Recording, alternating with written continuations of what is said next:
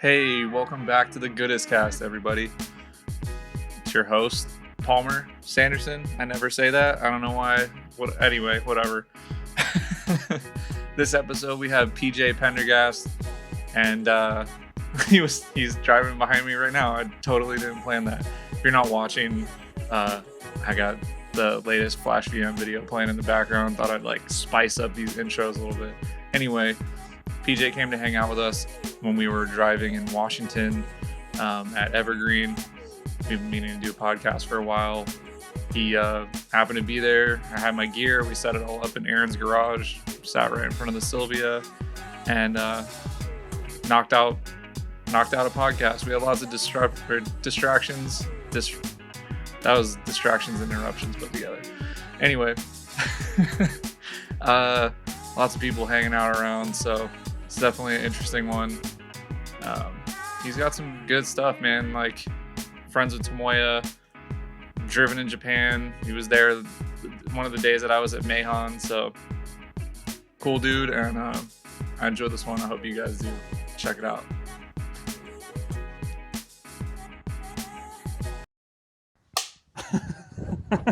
Had to get at least one in. Take 69. Shot 420, I think it says. We're adults. Something like that. That's usually how it goes. Welcome to the podcast, dude. Hello. Thank you for having me. We've been talking about this for a while. Yeah, definitely. I can't remember. I always do the like IG things where I ask like who I should have on, and you're usually requested, and I'm like, all right, dude's got some notoriety, I guess, out there on the East Coast. I've been trying to get more people like from around the States because I feel like I've been doing like a lot of NorCal local people lately. It makes sense. Yeah. The easiest to communicate with. You're not worried about time zones and. Yeah, sometimes I have a hard time like picking who I'm gonna do from other areas because I don't really know people's stories as in depth, I guess would be why, but people want to hear your story, man. I guess so. We're here to tell it. We're here to say something about it. Yeah. So usually, like, I don't know. It's like it's the like obvious question, like where did it all begin? How did this crazy fucking drifting addiction take over your life? Right. Well, I think cars in general, that really started. My dad got my sister and I a car when I was 6 years old, because they have a good couple acres of fields behind their house, and I learned how to drive when I was 6, and then my dad had like a parts car. I learned how to drive stick in when I was 8, and he would try to like pit maneuver us in our field car and shit like that. It was really funny, but yeah, my dad actually kind of got me into Japanese cars when I was like 15 or so. He wanted to do a project car with me.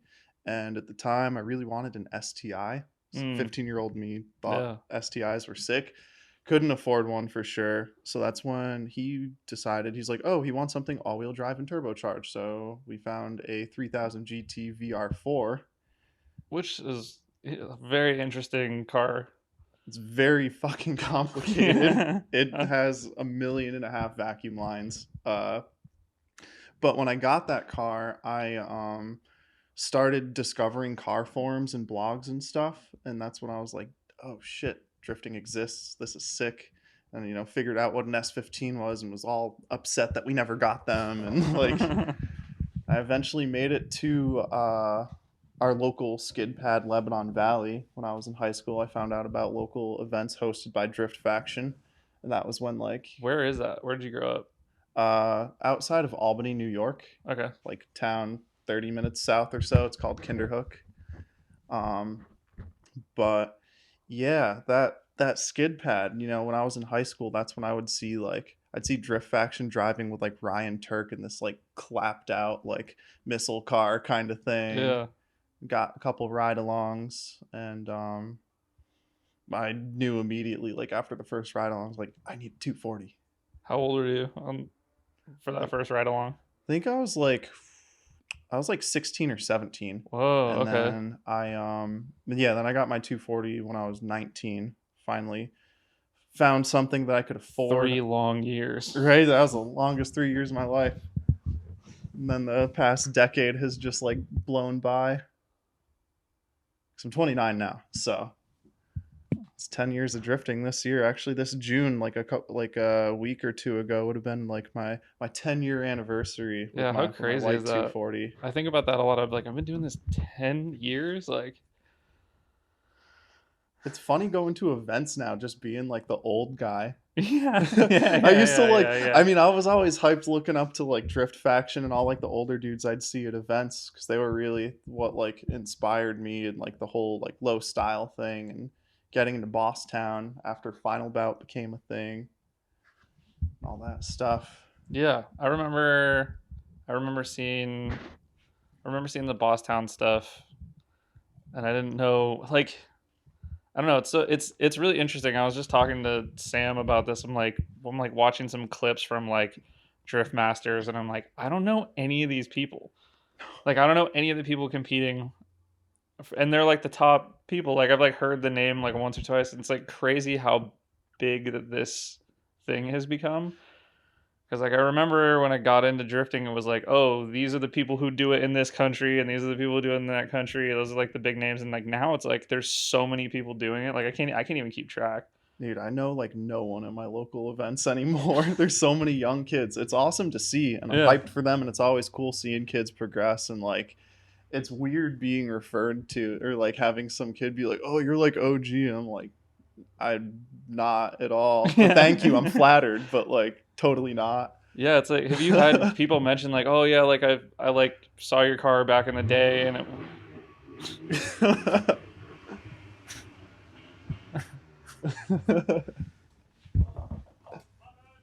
God damn it, Aaron. We're at Aaron Levitt's house. If you can't tell, like you can't if you're listening, we're sitting in front of his Sylvia. He picked me up from the airport in that car, which was pretty cool. And he got an X7 Cressida and wanted to let you guys hear the song of 5M people. Oh shit, is that a tunnel, dude? You drop it to 2 real quick.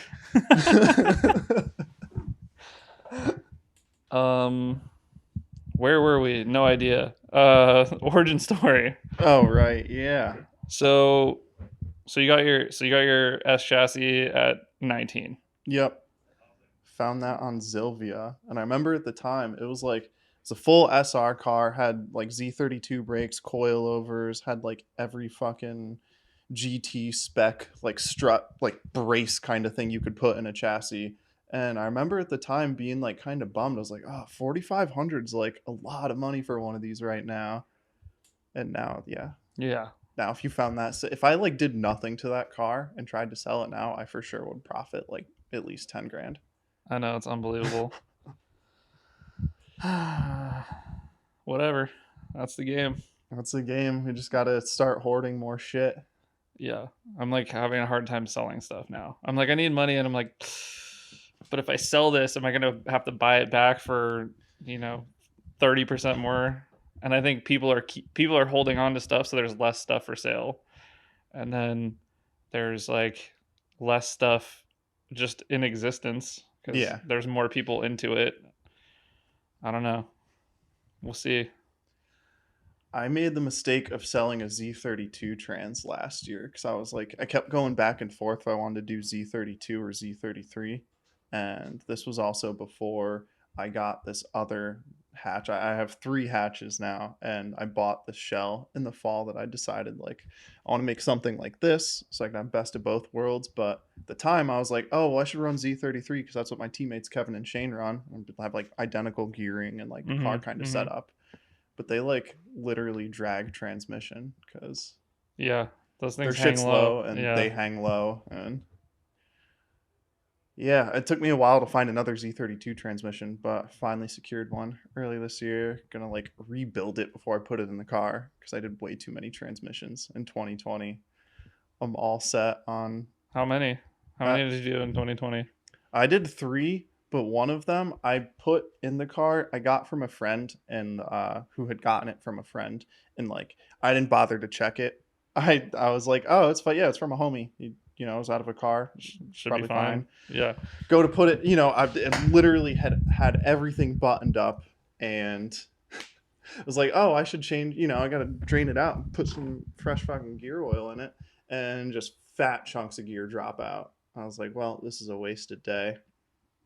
I was a lot more upset than that, but nothing more fun than swapping a transmission and having it not work.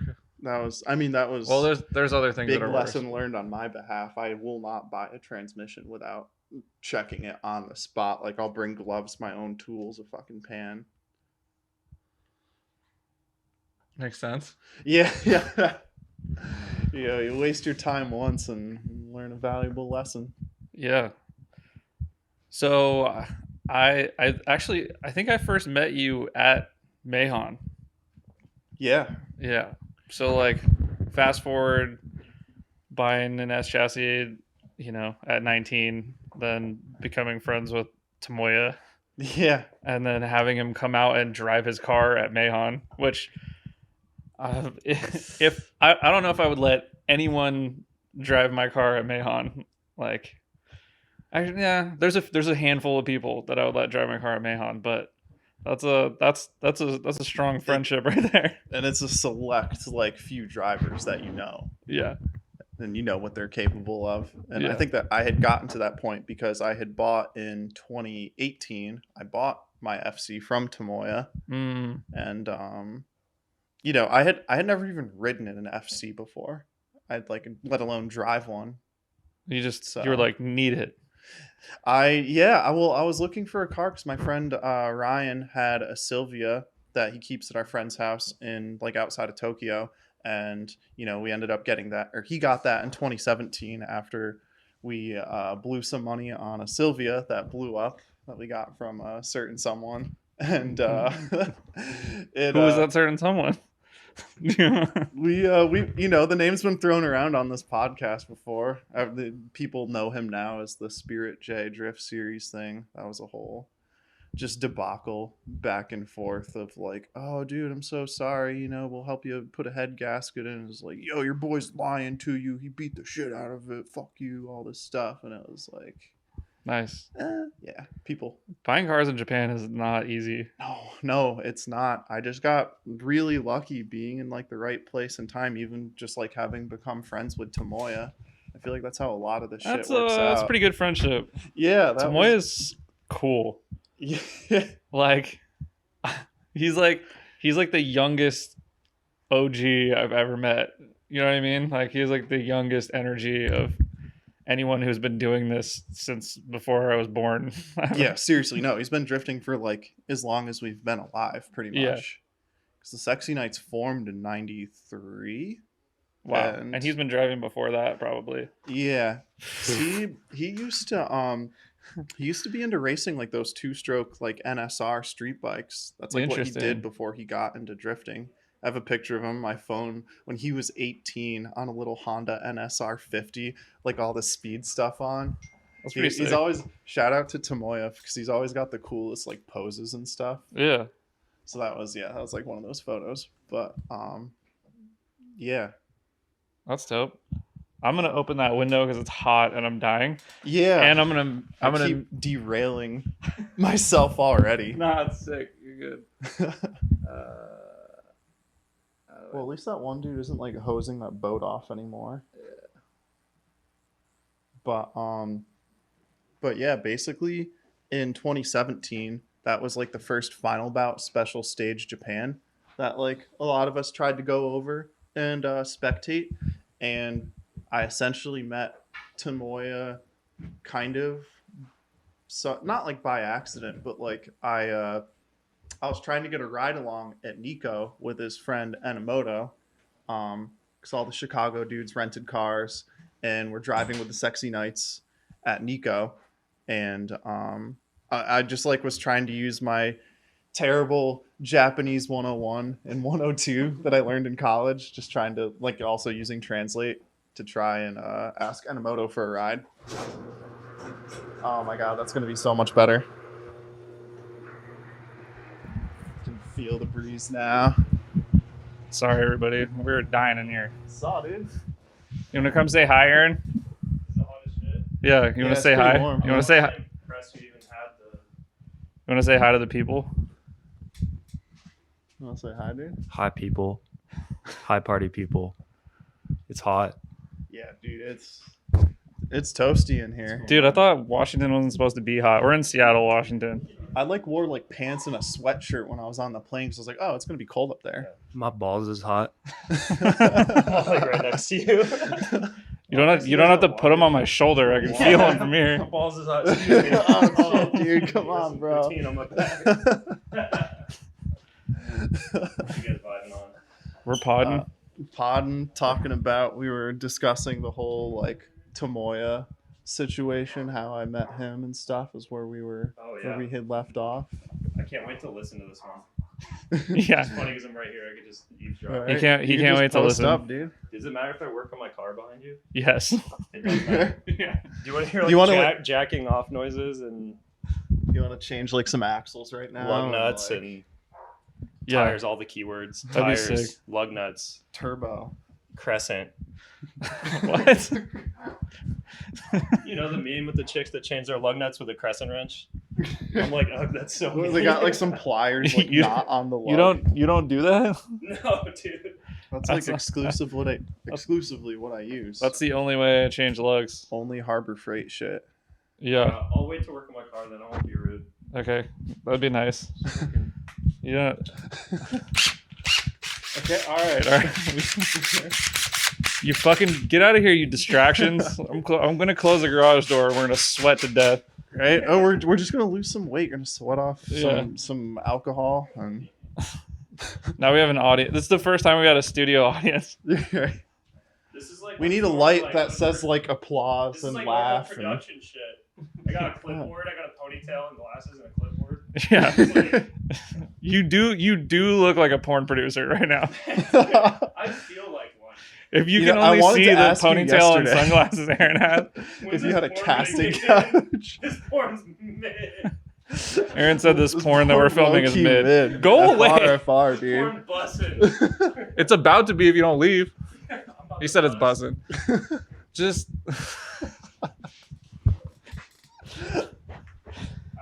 all right. Thanks. I thought about it. I'm gone. All right, dude. BRB. Hey, dude. We're gonna chill. You cruise. All right. All right, sounds good. I Okay. needed that. Well, That helped take up some time here. yeah. Sorry, everybody. We're back. Mm-hmm. I'll let them know it's action. You know. Yeah. No, Nothing that's but all action. staying in for sure. Oh, Yeah. I want it to be in. Yeah. So you. Yeah. How'd you meet Tomoya?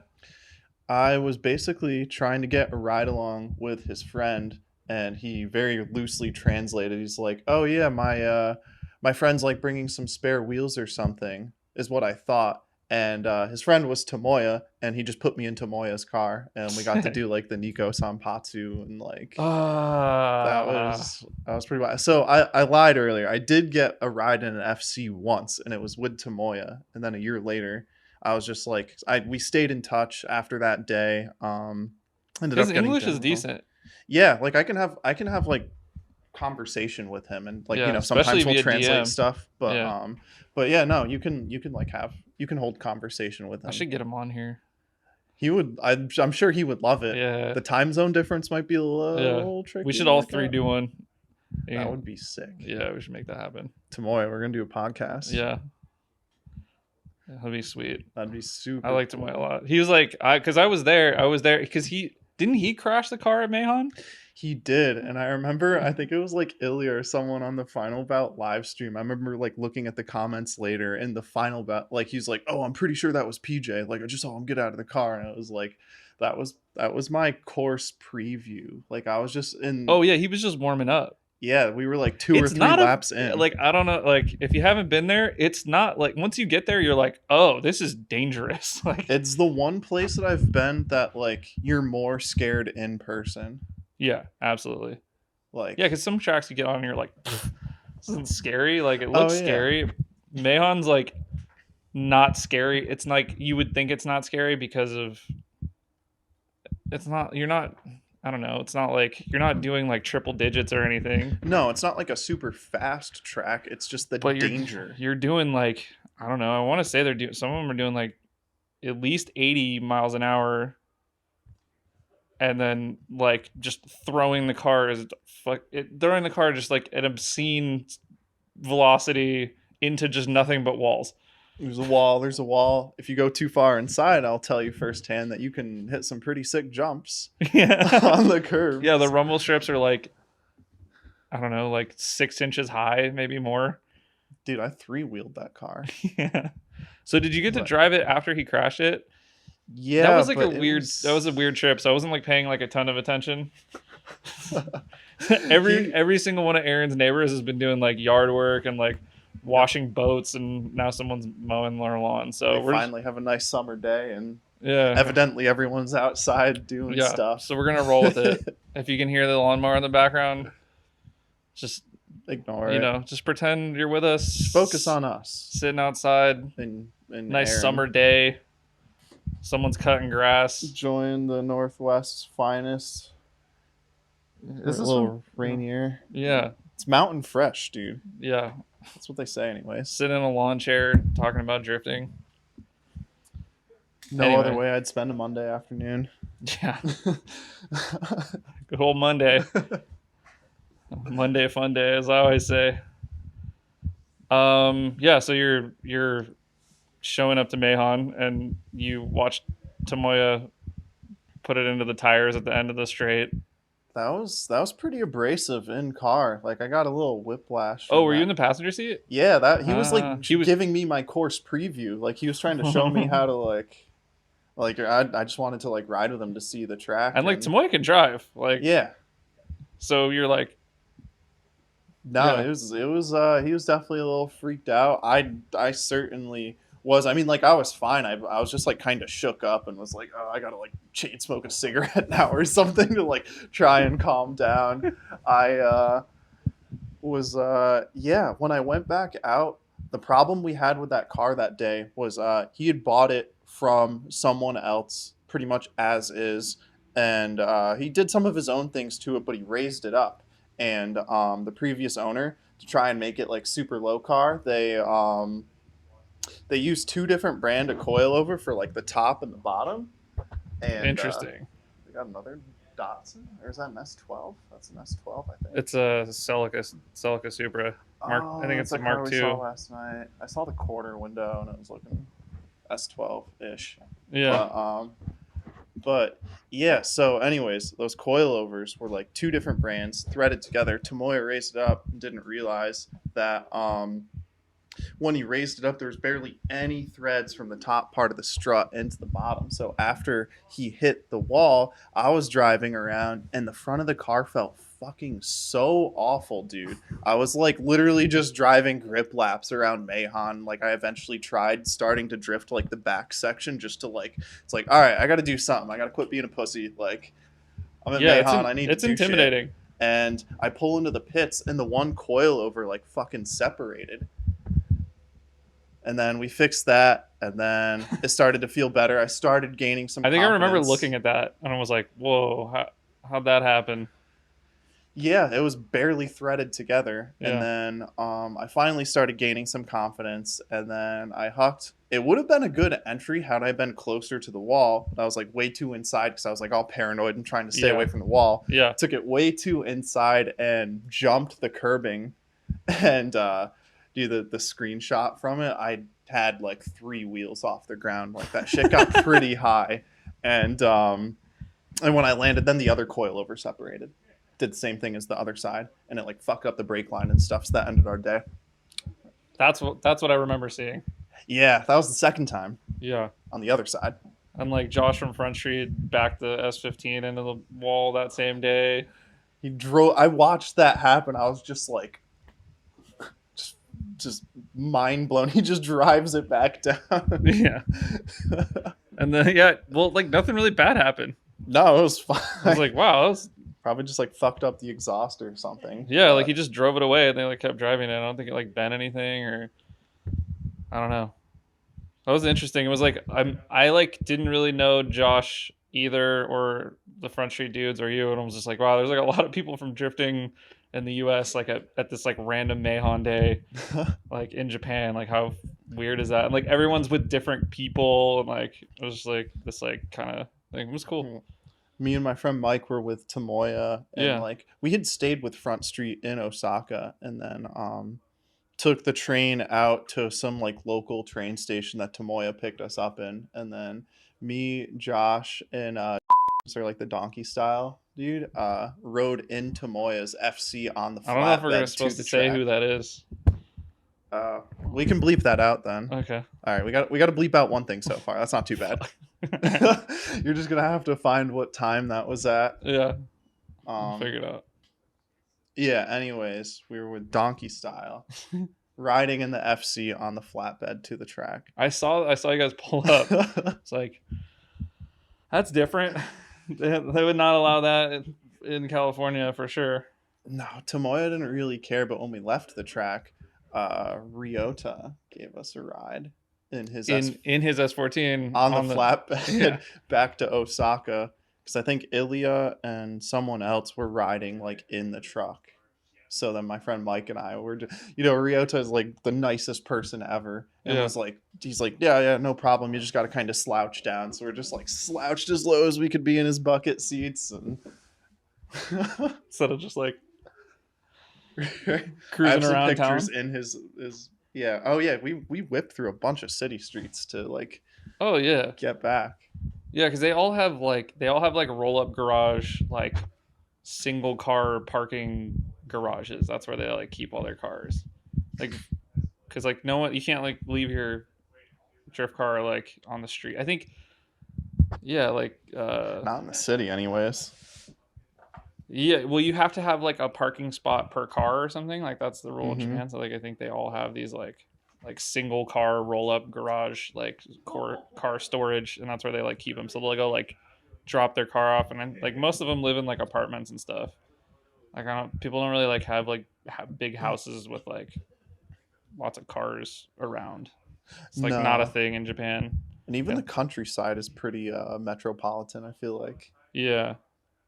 I mean, yeah, there's people who have like, I mean, obviously like Casey has his like, oh yeah, little compound thing with like all the cars outside and stuff. I think that you can get away with it out there in like Nara, but yeah, because I went to that shop once in 2018. Toshi, or like the Go-Go 180SX dude, had brought my friend Ryan and I to there when Naoki's old shop was like the lower one. So I got to see that at one point. But yeah, that's like out there. That's some country shit. Yeah. Yeah, so you've been out there a bit. Yeah. Yeah, I've done some touring and like on the bullet train. Like I anytime I go, I'll get like a 2-week bullet train pass. Yeah. And like my first trip there, some of my friends didn't really want to like do anything for like a couple days. They're just kind of hanging out at a friend's house. I was like, well, we got this bullet train pass and used it like twice. I want to use it. So I ended up taking the bullet train by myself from like Tokyo to Hiroshima. And I made a stop like midway. I can't remember the name of where I stopped. It was further than Nagoya. But yeah, I just did some sightseeing. Hey, Kai. Oh, we got Kai. Kai's bombing it too. Yeah. Trying to be like Aaron. Kai's Aaron's dog. Kai, come here. Nah. He's not interested in us. Nah. He's going to have his own podcast. Yeah.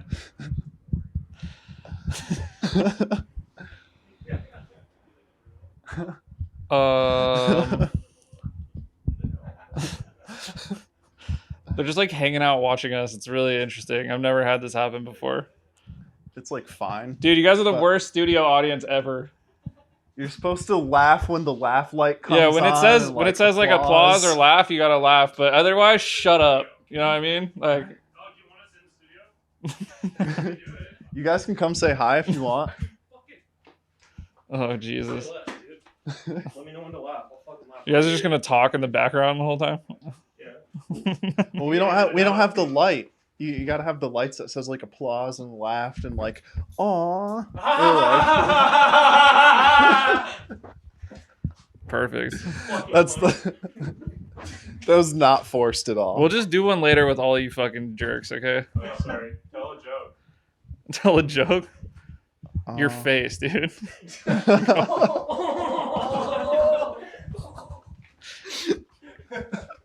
pod's going under. Yeah. The pod's going under, boys. If you guys want to do a podcast, you can do one later. Don't forget to like, But comment, if subscribe. you're just gonna lurk, dude. Comment below. Continue. Leave a comment below. Tell us what you think of our studio audience. Live studio audience. Perform. I got paid. Shit. Paid me to be here. I did not pay you to be here. Paid me to subscribe. Dude, you only get to wear that shirt like twice a year Yeah. because it's never this hot here. Yeah.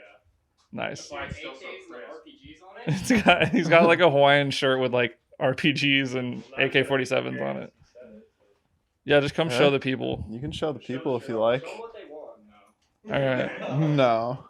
Premium only chose Patreon. Uh, Alright, fuck you, Mom. That'll be for your Patreon. If you're subscribed to the Patreon, you get to see that shirt with the yeah, gun-toting the Hawaiian Patreon shirt. that I will inevitably make at some point because that's what all podcasts do. They say that they're not going to make one, and then they're like, "So the Patreon only episode we're talking about X, Y, Z." Anyway, whatever. So I don't even really know what like the Patreon thing is. Honestly, I didn't know that was a thing until I saw Noriaro start doing it. it's like a monthly thing. Hey, guess what? What?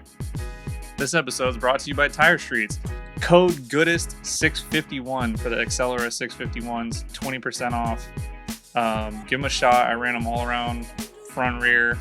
They're definitely a competitive tire. They're good for fun shit also. So, tell your baby mama you need a pair. Tell your sugar baby you need a pair. Sugar daddy, sugar mama. Tell the people if you don't have the money, hit up your sugar person or whatever. All right, and we're back. Hello. I'm just gonna put hella ads like in all these fucking breaks. Just break in the money for all these distractions. Or just do a voiceover as like shit's going on so you can see what's going on and just like that's how you could do the sponsors for this one. Yeah, Just do voiceovers while the BS is going on. I like it. We were talking about stuff and things Yeah, at one point. I'm lost. We were kind of talking about Mayhan. That's what I last remember, and we were. Yeah, you were talking about the Oh. Shinkansen and going around Japan. Yeah, yes, that's right. Yeah. No, I've pretty much gone as far as like Hiroshima and then up to Ibisu on the main island, and been to Nagoya a few times, and was at the first special stage Japan, Osaka, all that stuff. Drove Mobara Twin, so I guess I hit Chiba. Wow, you've been to a bunch of tracks. Did you get to drive at Nico? Yeah, I have driven Nico 7 times now. All right. It's the first time we were in Japan, so we bought that car. It blew up. This local shop dude, I'm not going to say the name of the shop, had took pity on us and sold my friend Ryan an S14 Silvia that was like set up for Gymkhana, like insanely cheap. Like you will not ever find anything like that. It was sick. But we got to drive that. Tomoya got us in last minute for a Kanto All-Stars event at Nico. And that was like my first time drifting right-hand drive was because they put us in, they split us into 2 different groups. And the group that I was in, they like threw me in the expert group. And, there's a big line on the Sanpatsu Strait. And these 3 cars ripped by me. And like, oh, they just get to pass everyone. And it was, wow, why am I drawing a blank? It was Koguchi. It was fucking Koguchi. And an S14 just like jamming with some other D1 drivers. He's just lapping everyone in line.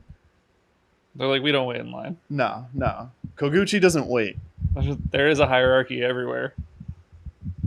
There was a Tomoya had explained, and I forget the words for it, but there's like Japanese words associated with like people who I guess would be like, they know about drifting and they kind of know some people versus like the inner circle as it was described to me. And there's like a specific phrase for that, and we were talking about like I wonder what that is or not. I'll have to ask Tomoya. Yeah, do you know the pro drivers? Like, I don't know, like, because like if you've been driving long enough and you really like are serious about it, like, you end up like rubbing elbows with like pros, and like I don't know, like I can, yeah, like how do you know if you're in the inner circle or not? Are we in the inner circle? I would say so. Okay. Yeah, especially because you've been doing some Osaka hangs with all those crazy drivers and I see. Drift Team Animal style, absolutely. I'd rate that. I would rate that from their perspective of like how it was described to me is like absolute. If I'm, how do you know you're in? How do you know you're in this inner circle? How do you find out? Is there like an initiation? Tomoya was just like talking about it, and I just like flat out asked. No shame in my game. So maybe I was just in there as like a yeah champ. You know people. Saw dude. Grabbing some claw. Clawing some claw. Dude, they say there's no law. Shout out to our sponsor for this podcast. Shout out claw. Dude. About to get lawless. Pay me. Lawless in Washington. Yeah. Sleepless in Seattle. I need a spirit sponsor. Need a Rainier sponsor. Dude. Yo, Aaron, Rainier? Looking like a beer commercial with your It's low-key seltzer. bussin'. For real. He said the Rainier's bussin', dude. That's on gang. It's actually really good. You know, no. Respectfully, No, Rainier. respectfully, no Olympia.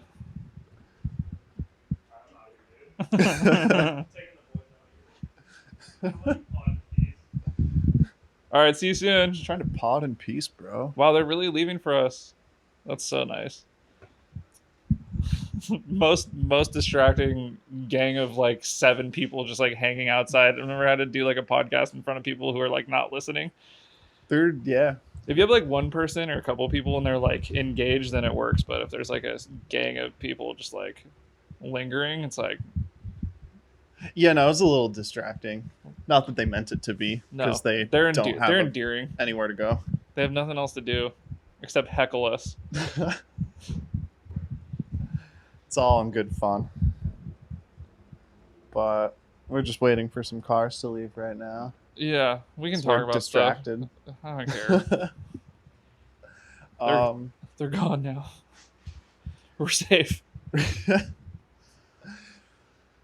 Yeah, so you guys know some pretty serious drivers out in the whole Kansai region. I mean, obviously one is Naoki, and like you guys being friends with him and all the other drivers and like Pink Style and like any of those dudes really. I still remember someone sent me a picture of Naoki wearing an Animal Style shirt, and this is like, I don't know, this has to be like 2016 or something, like a long time ago, and I was like, whoa. Because like, let's be honest, like in the hierarchy of the Animal Style team, like I'm not at the top, right? Like we all know that. Especially in 2016, it's like I was not driving much. I was like focusing on life stuff and like trying to get further, and like seeing that was like, you don't really like know the reach, I guess, of the stuff that you're doing. Absolutely. Like even just like on a medium scale, like if you're like putting up drift clips on IG or a reel or whatever, and it like, or YouTube clips, like you never know who's gonna watch that. Like you never know who on the other side of the world is gonna be like, oh, that's cool, right? Like And as you do that, it's like, I don't know. It was just like, I watched a bunch of clips of bursts like all through like the beginning of me drifting. Yeah. And I was like, it was always like there's just like something about it, Yeah. And then seeing like the dude of burst like wearing the team that I'm on's t-shirt, you're just like, whoa, like, I don't know if it was like respect or like he just someone just gave it to him or whatever. Right. You know Did what I he mean? order like, one? Yeah. He hit like, up the big cartel. like I'm pretty sure he didn't order one. But like, yeah, it's kind of wild. Like, and like ever since then, the drifting world has felt a lot smaller, I guess. Yeah, you start to know more people that know more people, and that's like, dude, Tomoya, anywhere he fucking goes related to drifting, or if it's like a toge or something, it's like he knows people there for sure. Yeah, absolutely. I mean, he's the guy. He's been doing it forever. Doing it for as long as us have been existing. Yeah. So, and it's like cool having that connection to people who have been around since like it was something completely different. I hope I still have that drive in like 20 years from now. We still have another 20 years before we reach how long he's been driving for. Yeah, that's incredible. that's yeah. We're hitting our like quarter life drift crisis of like trying to occasionally pretend like we're responsible adults and do life things and focus on career advancement or like it's healthy like lifestyles and stuff. But they keep they just keep going. I wonder if there's as much people who drop out of the sport in Japan as here, or like in everywhere. Like I mean, it's kind of got to be like that. I'm sure there's people that get in and they like buy the car and they do the stuff and they're just like, this is really expensive, right? Like this is it more of like an all or nothing mentality? Yeah. Like I don't know if that's like. I don't think that that's like unique to Japan. I mean, we have that here also, and I think everywhere. Like if you find something that you really enjoy, you're going to be all in. Yeah, absolutely. Yeah, like I can't see my life without drifting. Like, yeah. I don't know where I would be without drifting. Probably have more money, but beyond that, I don't even know. I have met so many people through the past 10 years that like, and it just brought me so many places in the world that like, I mean, well, across like the US and to Japan a couple times. And I've been to drift events in like Ireland before and stuff. That's sick. And, like, what was that like? So I was studying abroad in college in like 2013 and I was in Dublin and I was like, I was so bummed out because this was like a year 2 into me having started drifting. And I was like, I don't have a car for like 4.5 months. I'm going to go insane. I found the Drift Ireland car forums and just like started like posting and talking to people. And this one dude I became friends with, Joe, ended up bringing me to the first ever round of the Irish Drift Championship. Whoa. Where I saw like D-Mac and James Dean drive and the Shanahan brothers when they were like very young. I was like mind blown. It's like, oh, there's like a 12-year-old wheeling like this 500 horsepower 180 in the rain with like, I don't know, just shit like that. Like it's very cool. It's very, very cool. There's some in the water in Ireland. Dude, so I guess the Shanahans, they like their family owns like some sort of car dealership. It's like a really big like chain in like Ireland or something.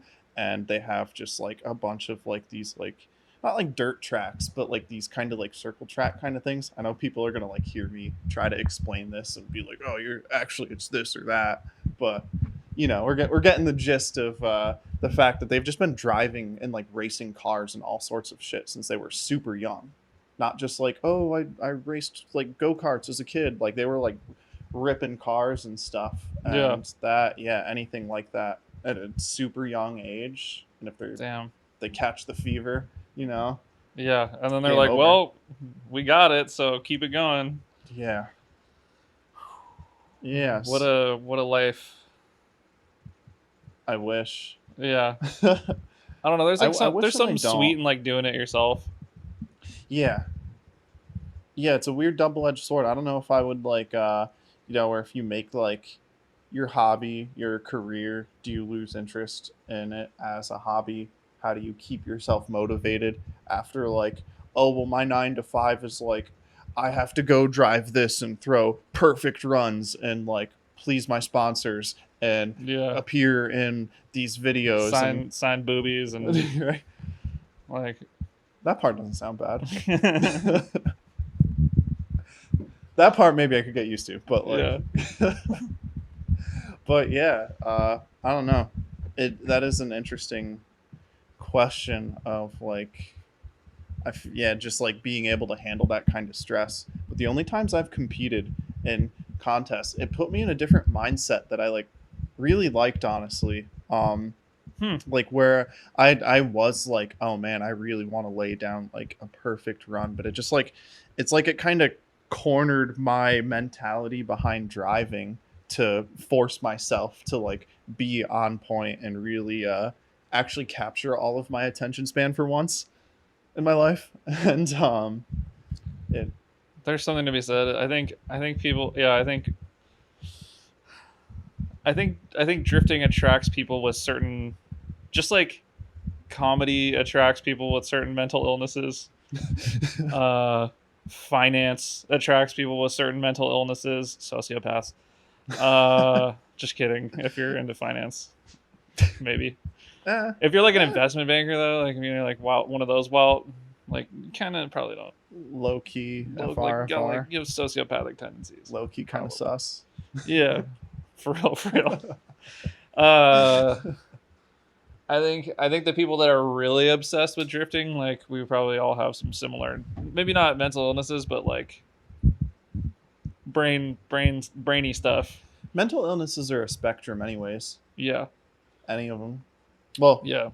They say that motorsports has like but a strong draw to people with like ADHD. I could see that because it's like adrenaline, and then it's also like technical, and there's like mechanics to it. There's like a lot of facets. There's and levels factors to the shit. Yeah, there's like it's like drifting is one of the few things that I can think of that requires like 30 different skill sets just to like get to the track. Yeah. And like really do it. Like you probably don't need 20 of those skill sets if you have a lot of money. Right. But and like have resources. But yeah, but I feel like if you have a lot of money and you just like get into the sport, it's like different. You're like missing the best part. The best part is like building it yourself and making the mistakes and then getting through that and then figuring out like adapting to like what Aaron you learning have. how to fucking paint some beautiful candy like this. You know what I mean? And then this thing looks amazing in the sunlight, by the way. Yeah, it's like I don't know, like I really love wheels, so I learned how to rebuild wheels at like 19 because it's like, well, can't afford the ones that it's just like I don't know. I feel like the limitation of money is key to the drive. To the drive behind wanting it. Yeah. Like yeah. Not to cut you off. Yeah, you're right. Yeah, exactly. It's like you have to have like the desire to drive, and like with that you will find ways to do things to make things work. Sometimes you cut corners and learn don't cut those corners. Yep. But sometimes you'll be like, oh wow, that actually worked really well. I should do that more often. Right. One of the shortcuts I think I cut in my young career of drifting was like, oh, I need like a handbrake that works better, so I put a hydro in my car, and then after a few years of driving with a hydro, I kind of realized I was like, hey man, I've just been running this like shimmed VLSD. Maybe my car would stay drifting if it wasn't opening up when I let off the gas. Wild concept, right? Yeah. I just like I just didn't put two and two together. I didn't like no one had really said anything about that, and I feel like now there's a lot more. Car setup's hard. It's not easy. Like people who are like engineers and like very intelligent people still struggle with it if it's not like something that you do all the time. Right. I don't know. Like I'm technically an engineer by trade, and like I'm like engines, yeah, valves, I guess. Like when Tom on the Front Street episode was like explaining to me like how he like has like this additional thing cut out on the head for SRs for like heat purposes. I'm like, yeah. You have to ask him about that. Huh. Or you just listen to the episode. That too. I know I need to. I'm not gonna lie, I don't get to keep up with the podcast as much as I would like to because I'm interrupted at work all of the time. It's tough to listen. You just didn't want to listen to the Front Street one because you don't like them. I'm just kidding. No, I did listen to the Front Street one. I listened to it because of something that was like mentioned in it. Okay, yeah, gotcha. And which I don't. Yeah, it's fine. But yeah. Anywho, car setup not that easy. No. But I feel like nowadays there's a lot more people talking about it, or maybe just that because we've been in it so long, we've submersed ourselves in other people that have been in it for long enough to make all of the mistakes and not realizing that like you need a really, really good differential or just like a welded, but then there's the whole argument of like welded versus two-way, and I think two-way is the way. Aaron just put a two-way in this thing. I feel like and it's he says faster. he likes it. I feel like it's faster. I want to get one for the E36, but I need to figure out how to stop breaking output flanges first, because if I twist one of those and it locks in the diff, then I have a very expensive paperweight. Yeah, that's a problem. I mean, welded definitely gets the job done. Yeah. So I eventually moved to a welded, but like I drove on a shimmed like J30 VLSD for like I had a J30 VLSD in my S13. I think Jack from Hot Boys did as well. I remember he was saying, I think I was talking to him at one of the Final Bout events he was at. Maybe this was like back at like Final Bout 2. I think he was there spectating. And yeah, J30 boys. It worked. You could do you could drift, but you couldn't like, I don't know. There were heavy limitations. Yeah. And for me, no one does it anymore. Like I don't know anyone who has a VLSD. It's just welded or like the occasional two-way. Like I found I forget if it was on Nico or Zilvia, but I found one of the threads on people trying to like, there's certain shims you can buy from Nissan to add to the J30, try and make it lock better, and people do that for more like street car things. But I was like, oh, what if I just jam a bunch of shims in this? It'll lock better. It like kind of worked for a little bit, but not worth it. Just weld some shit if you can't afford a two-way, and that'll get you to the track and desire to drive. And then someday after, see like that's another thing that Tomoya had like kind of pointed out to me once, was that like I think the last time I drove Nico and his FC, this was after Mayhan, fix the car, get like some redemption at Nico, and he was like, he kept asking if I wanted to like adjust things or whatever, and it's like, I just want to get used to it.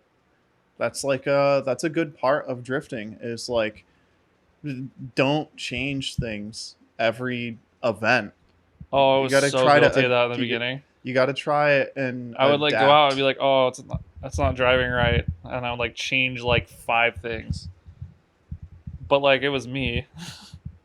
I was just understeering because I was like trying to like do weird stuff, like just I don't know. We all drive our own lines and figure out we got to figure it out for ourselves sometimes. There's only so much instruction we can get as drivers for things before we just kind of have to have things click for ourselves. But I think adapting to your car before you make changes if your alignment is like super fucked and like one wheel's towed out while the other's towed in, how do you know? Like you only through experience you learn what is too much, what is like what you're like, oh, like, you know, I mean, I can drive my car with like a terrible alignment at this point. Like I noticed the difference, but it's like still drivable. Yeah. Oh my God, that was me and my white 240 for like so many years. I couldn't find someone that I trusted to align a super low car, and I was like trying to do the whole like Shakotan like stance thing and could barely fit my wheels to the quarters as they were pulled, so I just never aligned the back of that car. And like one side had more camber than the other, one side had more toe in than the other, and I drove like that for so many years. And then I finally like got to a point where people like trusted my driving and started letting me drive other cars, and every car I drive now I'm like, wow, this drives great. That's because it's just fucking aligned. Like it just has like an actual alignment. I have my car hasn't seen an alignment rack since 2015. That's what's up. So I think my alignment's good. I don't know what my caster's at anymore. I've changed a lot of stuff, but like it seems to be driving really well. So I should probably put it on an alignment rack to see what baseline is, and then I can adjust it from there. But at least make it so sides are like even with each other or something. Or... yeah, I mean, like I use toe plates, and then I also like triangulate stuff. Like I'll like measure stuff from the chassis, like to see like where it's at, like which is it's like it's a technique that I learned from Adam at Lick Motorsports, who used to help me out like back in the day, like in 2013 or whatever. Like I had a comp and there was no time for an alignment, and I like changed 10 things on the car because I'm like, this is what you do, like like it's not I wanted to do this, like okay, I got all these parts, and you just like throw parts at the car and you're like, really, I should just be driving way more, and whatever. At least there's like people saying that now. I think back then it was like, buy more shit. Like, no, you need this. Like, dude, you need everything from the PBM catalog. Anything you can buy from Injuku. Yeah. Definitely ran up a tab at Injuku. Back when Hurt used to work there. I was gonna say I could never really buy too much shit from there just because like shipping was so much money. Really? I don't know. Well, you guys are probably Hurt was like on kind of animal style for a bit. That was way after Injuku days. Oh, okay. Oh yeah, because he moved to he moved to California, and that's why he drove with you guys Final Bout 1. And I remember my dad talking to him at Final Bout about, because he's like, oh, he had an LS, and my dad's like a big V8 guy. But it's like, hell yeah, brother. How many bald eagles does that thing make? At least 7. 7 screaming eagles. Is that the sound bald eagles make? I don't know. I'm gonna get a beer. Take too many. That's facts.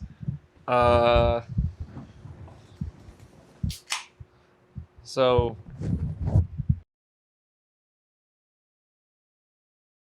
remember talking about car setup and not overcomplicating things at the beginning. And if there's anything I wish is that but like sometimes you do change something and it's like a game changer.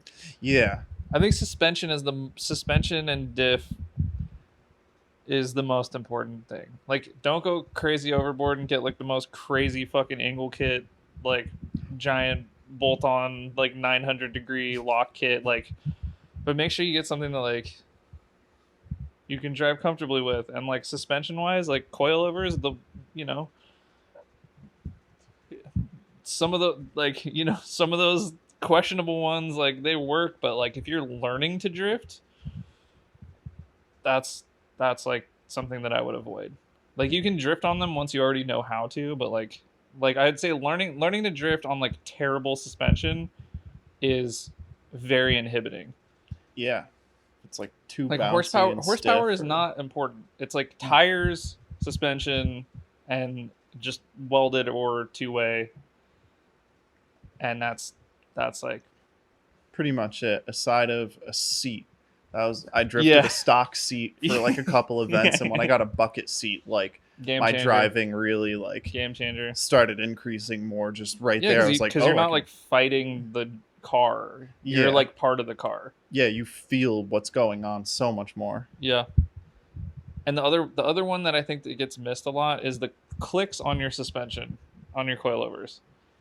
So like all like- the way soft is going to be really damn. grippy in the back, Yep. and all the way hard is going to be not what you want. Like, so you want to bring them down as low as you can without losing, like without, the ability, like if you can't spin the rear tires anymore, then it's too soft. Right. And like same thing with tire pressure. Like you like start high, bring it down, or start low and bring it up until it becomes easier to drive. That's kind of counterintuitive and it's like annoying to do, but that's kind of how I do it, because you're always gonna be like, oh yeah, it drifts. If you start Right. high and bring it down, I don't know, like I've run into problems with that because like normally it sometimes it's kind of tough to find like a compressor at a drift event. Yeah. So I'll oftentimes, for that reason, air my tires up very high before I go to the track and then just like bleed off pressure throughout the day. yeah, But then your car sits for a while and then your tire pressure drops a bunch after they've cooled off and you've already dropped pressure, and then you go back out and it's like hard to drive because you have so much grip now. I don't know. I'm kind of ignorant. I run like no tire pressure. I like a really grippy car that I have to like fight almost. The FC does that just kind of mechanically, and I know Yeah, BMW same thing with the suspension E36. Yeah, So I drove my friend Ben's. Shout out to Ben. He's a JZ E36 guy. He was one of the first people I got a ride along with in that same car when I was like 16 or 17. sick. And Oh he's wow, just so like, he's OG. yeah, oh yeah, he's for sure is OG. He's been drifting like 13, 14 years or something. Such a good combo. And yeah, dude, it feels amazing. That was like one of the best setup cars I've ever driven. Yeah, it's cheating. He's got like the Chelsea Denofa spec like BC coils, and I don't know what angle kit he has, but like everything he I has can done guess. with that car, and like I wouldn't be able to answer. I genuinely have no clue to go off of for angle, but like that was one of the best setup drift cars I've ever driven. It felt so good. Yeah, It felt really good. They're very easy to drive. It makes me look better than I am. It's just so responsive as well. And I don't know what turbo he has, but like I think it makes close to 400 or around the 400 mark, maybe a little bit. That's where I lower. just hit. Dude, it's so responsive. Like the car, like yeah, the more you press the gas pedal down, like it's just so sensitive. It'll just like pushes it out like immediately, you know? Yeah, it's definitely different. Like I had not driven a car with more than 300 wheel until I drove like a 600 horsepower car, or no, it was like 800 like a couple years ago. You drifted an 800 horsepower car? Yeah. Drifted like Yeah. that. What was On that the like? old Sonoma FD layout.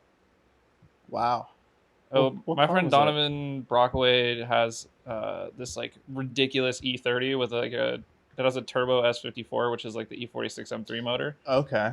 And I think it makes like 900 or something. Like it has like a bunch of different boost settings. I didn't even drive it on the highest boost setting, so like I don't know what it made at that setting, but it was on like some giant like Achilles 123S's, and it felt like I was on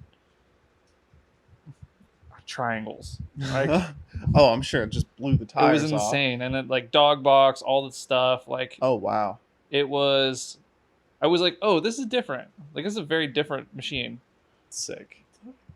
But it had low dynamics is the guy who tunes my car, but he's like kind of, he does stuff for people sometimes, but he's not like looking for Work. I'll Yeah. just say that. And he made the angle kit for it, and it was like this twitchiest, like snappy. It was wild. Like it was like a wild car to drive. And And that power too, just like the wheel spin alone's got to be a handful. yeah, and you're just like, so I drove that, and I was like, okay, I don't need that. I don't need anything close to that. But like, I think I was running like a stock ECU on my JZ with like J-pipe delete and like all this other like wild stuff that like I did like a drive-by-wire delete on a JZX 110 VVTi 1J, and it was like I had no idea how bad it was. Like, I had the guy from Serial 9 rode with me when I was in Canada. I can't remember his name. He's like the main dude. Is there a main guy of Serial 9? I don't know. I have no clue. I can picture his face. I can't remember his name. But he was like, dude, this thing feels slow. And I was like, it's fine, dude, it rips. When I finally got my car tuned, just with all the stuff that I didn't change anything. Like, I just got my car like with a standalone. I was like, oh my God, like this is ridiculous. It's probably very responsive now. Yeah, so it's just like, I don't know. There's like, when you say leave the car alone, it's like challenging because like sometimes you make that one change and it's like, oh, this is it. Like, I should have done this years ago. But it took you time of adapting to the situation before you made the realization. Yeah, and I think the other thing that was nice was I learned to drive the car. Like, the car was not as fast as it could be, and I was running in like a 265 like all the time.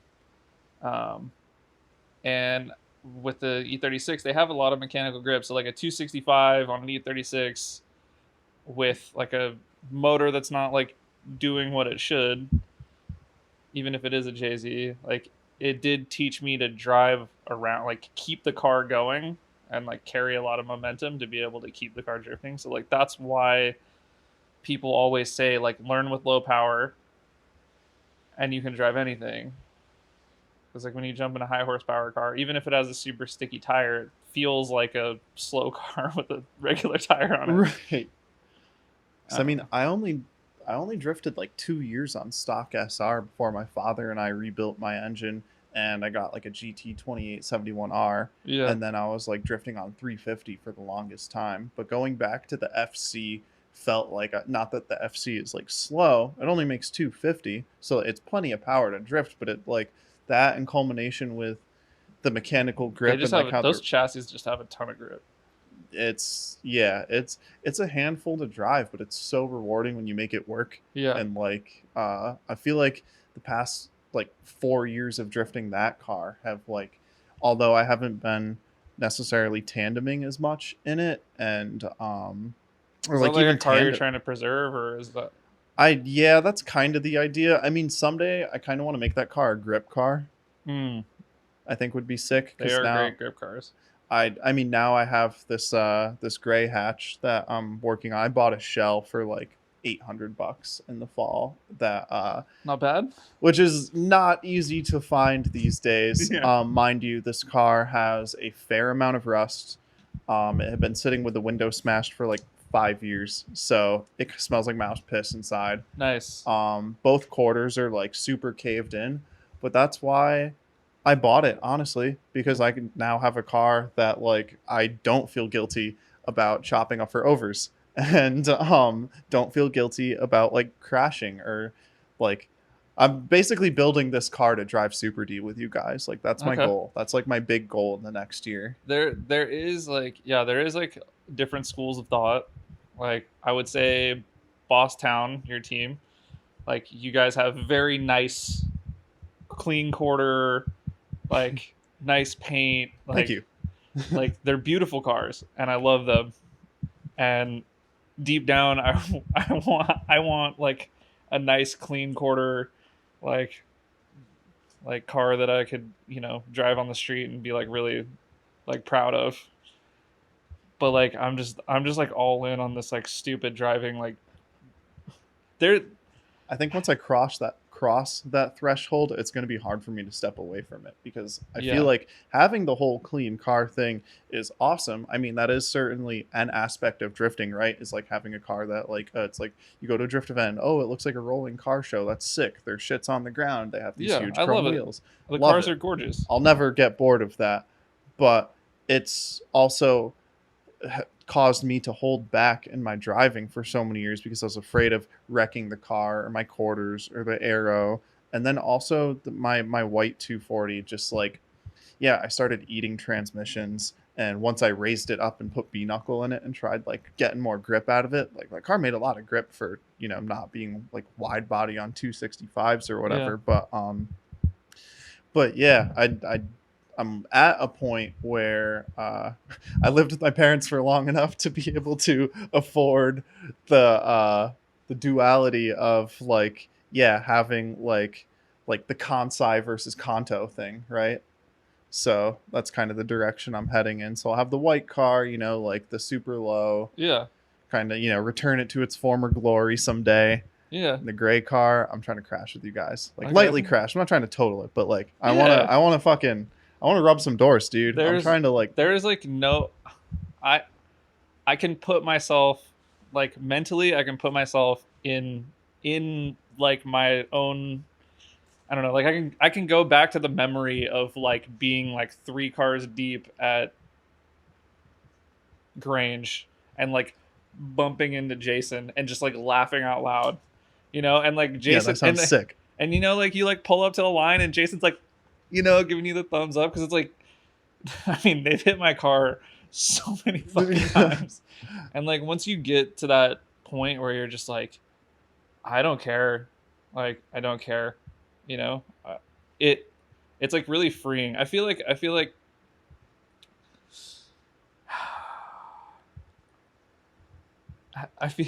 like it's almost like this like breaking free of like OCD that you're like, that's a good way to word it. Yeah, you have this like obsessive compulsive like the car has to be perfect, car has to be perfect, car has to be perfect, and that's all you're thinking about. And like, you're like thinking about like wheels, it's how's it gonna look if I do this? And then if you just go out and like run it into your friends, it's like this like freeing thing where it's like, oh, none of this matters. Like, I like this is just a silly sport, and like I don't know. I don't know how to describe it other than that, but that makes sense. I showed up to the first Super D Matsuri with like the cleanest car I've ever had. Like slammed 215 35 18s on the front on a like by 9.5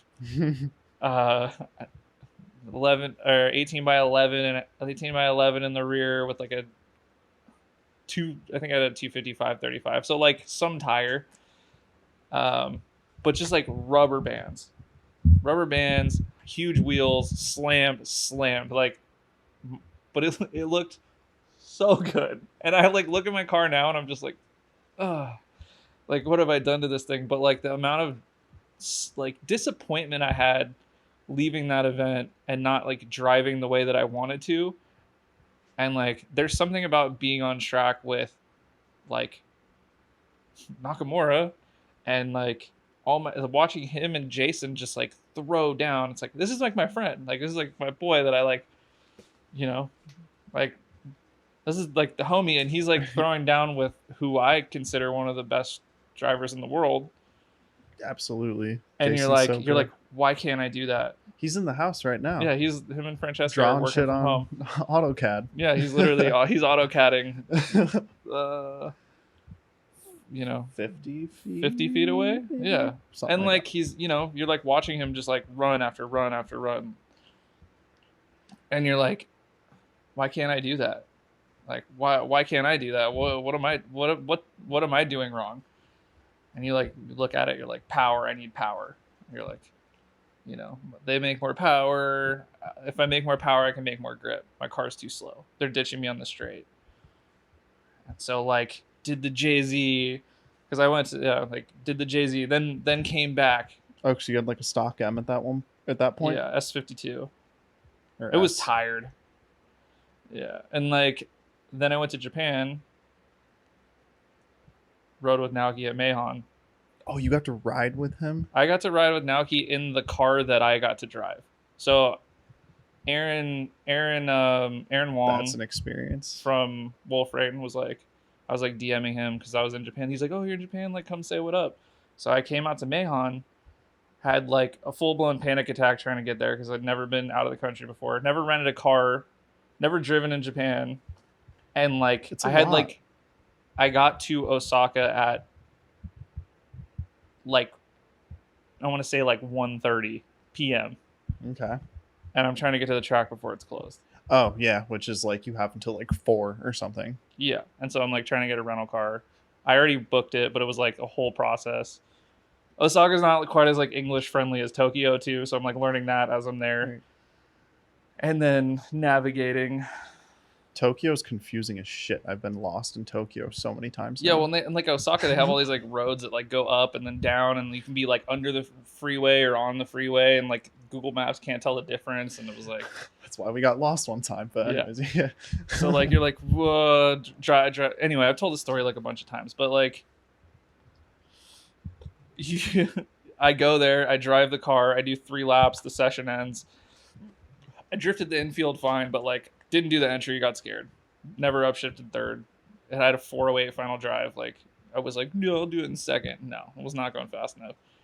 Then he like now he pulls up in the same car. Mind you, this car had been rolled over earlier in the day. Aaron Wong has a photo in Doryten of him standing on the upside down car at Mahon. I think I remember this actually. Yeah. Yeah. Aaron Wong's cool.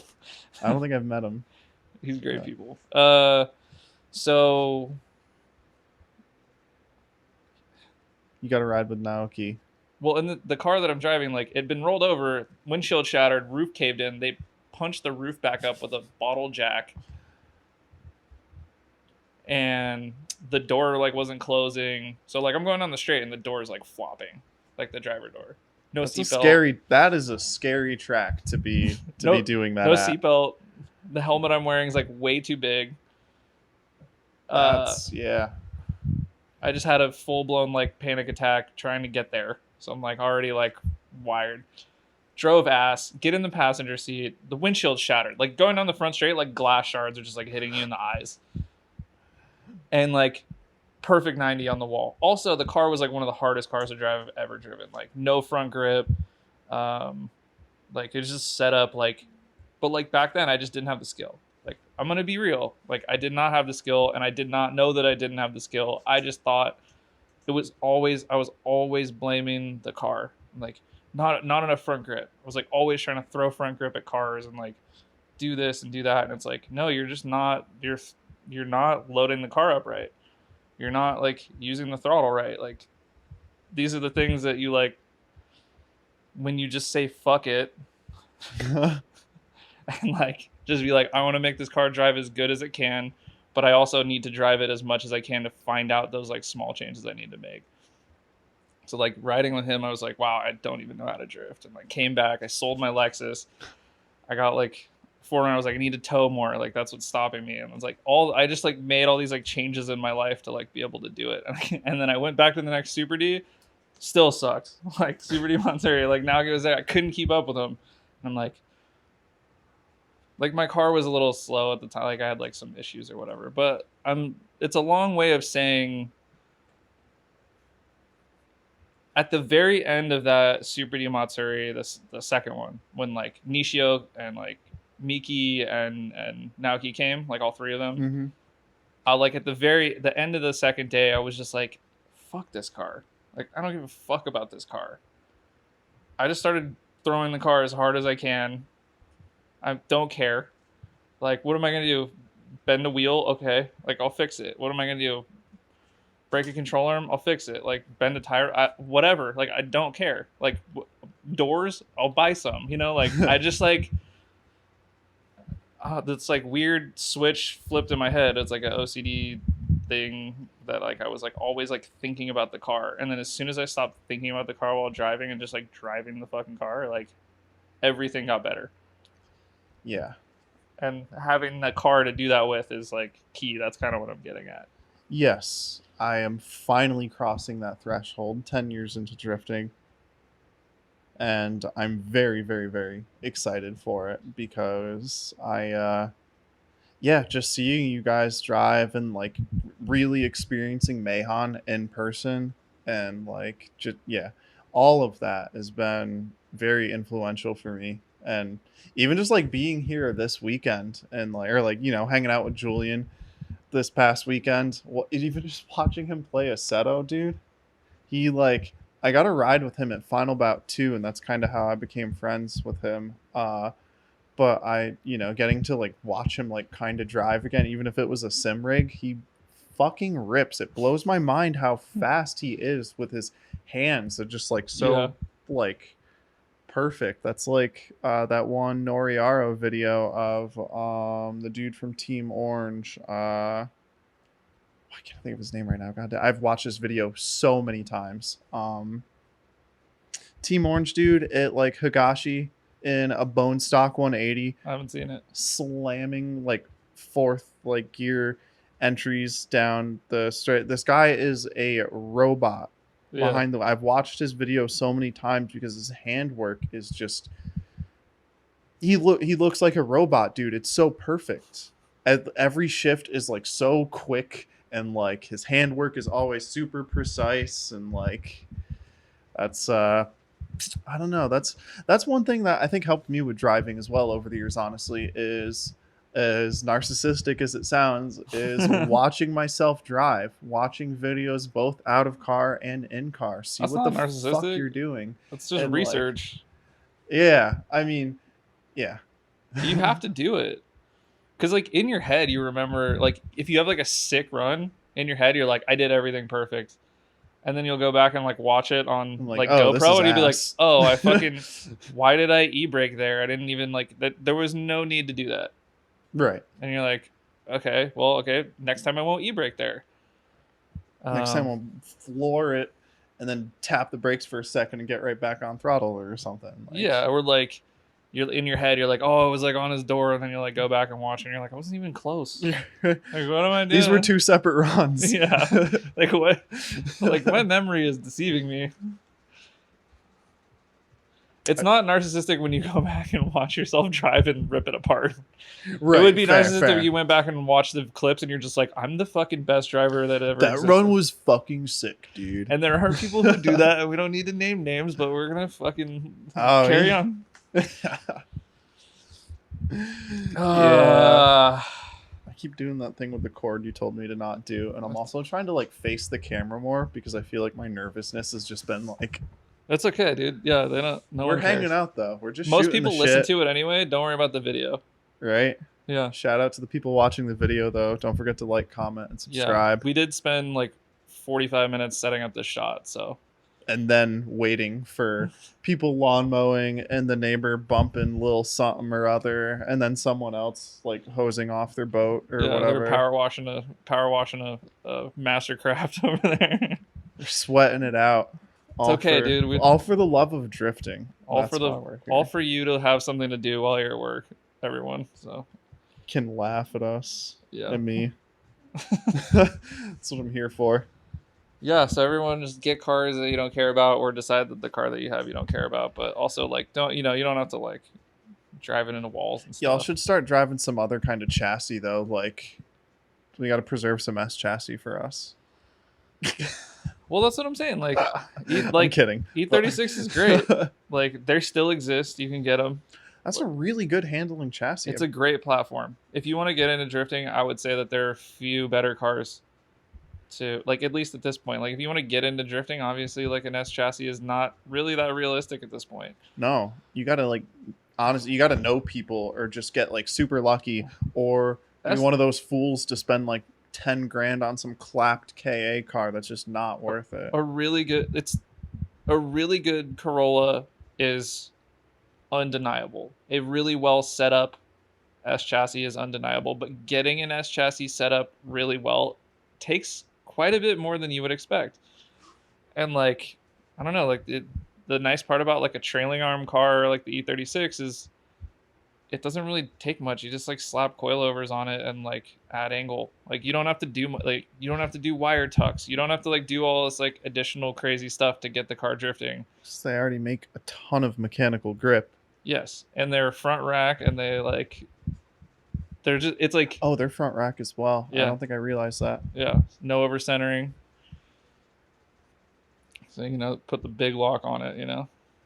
The over centering piece you just said, I need to process for a minute and think about just like trying to figure out how to drift an FC over the past 4 years, because it's like I've driven like 6 or 7 different RX-7s and like all sorts of configurations, like couple turbo 13B, couple NA. I've driven a 1J FC. I've driven an LS FC. I have never drifted a rotary RX-7. I've drifted a 1J RX-7. I drifted a 1J FD, which at the time wasn't a $60,000 car, but like that was also driving that car. I was like, okay, I need to get a tune because this feels amazing and my engine feels like ass. But it makes a ton of grip. The FD is wild because it's like short wheelbase, but then it's like smooth too. I don't know. It's like a very interesting. Is the FD car. longer than the FC? I don't think so. I think it's the opposite. It's the same. Really? You think it's shorter? Because I know the FC is shorter than like S chassis. What's the wheelbase on an FC? I don't know the number, but I do know that it's shorter than. I think S13 is 98 inches. E36 is 106. Wow. Okay. So it's big difference. Why do I feel so stable? Yeah, it might be a little less than that. Actually, I could be wrong. I think 106 is the. Sounds like JZX territory. JZX is 106. And then, yeah, like R32 is short. R33 is long. R34 is shorter than R33. Really, it looks like it's funny how those cars look deceivingly big in photos, and then you see them in person. Like seeing Liam's car at Final Bout, which, tangent Liam's car, so fucking sick. Yeah, he's got such a good car.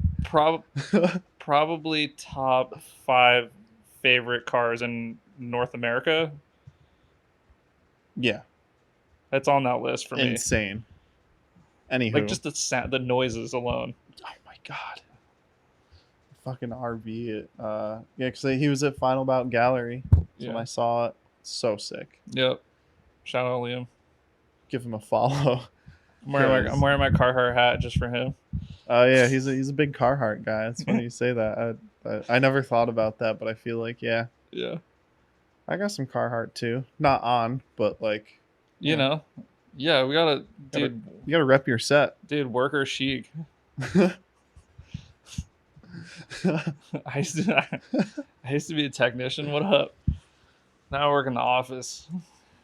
Right? I'm one of those sellouts. Oh, I like. I mean, I had all sorts of blue collar jobs growing up, and I went to college, ended up with a degree in mass communication, and then stumbled. What does that mean? Does that mean you're better at talking? Apparently I'm supposed to be, but like I'm not. No. And it's funny because even when like because I didn't really know what to do. I changed majors a few times, and I like transferred schools once. Like I thought I started at the University of New Haven in Connecticut as a criminal justice major because when I was in high school, I got a tour of the Albany FBI agency because my dad knew. He'd gone to high school with this guy that was like almost like he was very, very high up in that office. And I was like, this is so sick. I want to be an FBI agent and do some like secret op kind of shit or whatever. Yeah. And then I started studying, criminal justice and was like, this is not for me. This is terrifying. This system is fucked. I just don't think this is for me. And why do I want a 4-year degree in something so specific? So I transferred to a New York State school, and then I started studying psychology because I was interested in that because I was taking psych courses as I was in the criminal justice program, and I had no idea what to do with my life. And then I started taking psych, and as it was kind of, I did that for a couple of years. Once I start getting into like research methods and stuff, I was like, what even am I going to do with a 4-year degree in psych? I don't want... You don't want to be a therapist? You can only practice in certain states as a therapist with a 4-year degree. I would have had to get a master's or a PhD, and at that point, I I'm gonna owe $400,000 in student loans, and I'm gonna make $60,000 a year. Right. How long is it gonna take me to pay that off? Oh yeah, and taxes. I would have had to move to a southern state if I wanted to practice with a 4-year degree. Like I think, because one of my coworkers had a degree in psychology, and she used to practice, and but she was in like Florida or something. Interesting. So you need less qualifications. Makes sense. Ouch. Shots fired. Maybe. I don't know. I don't know if that's a shot fired or just a fact stated.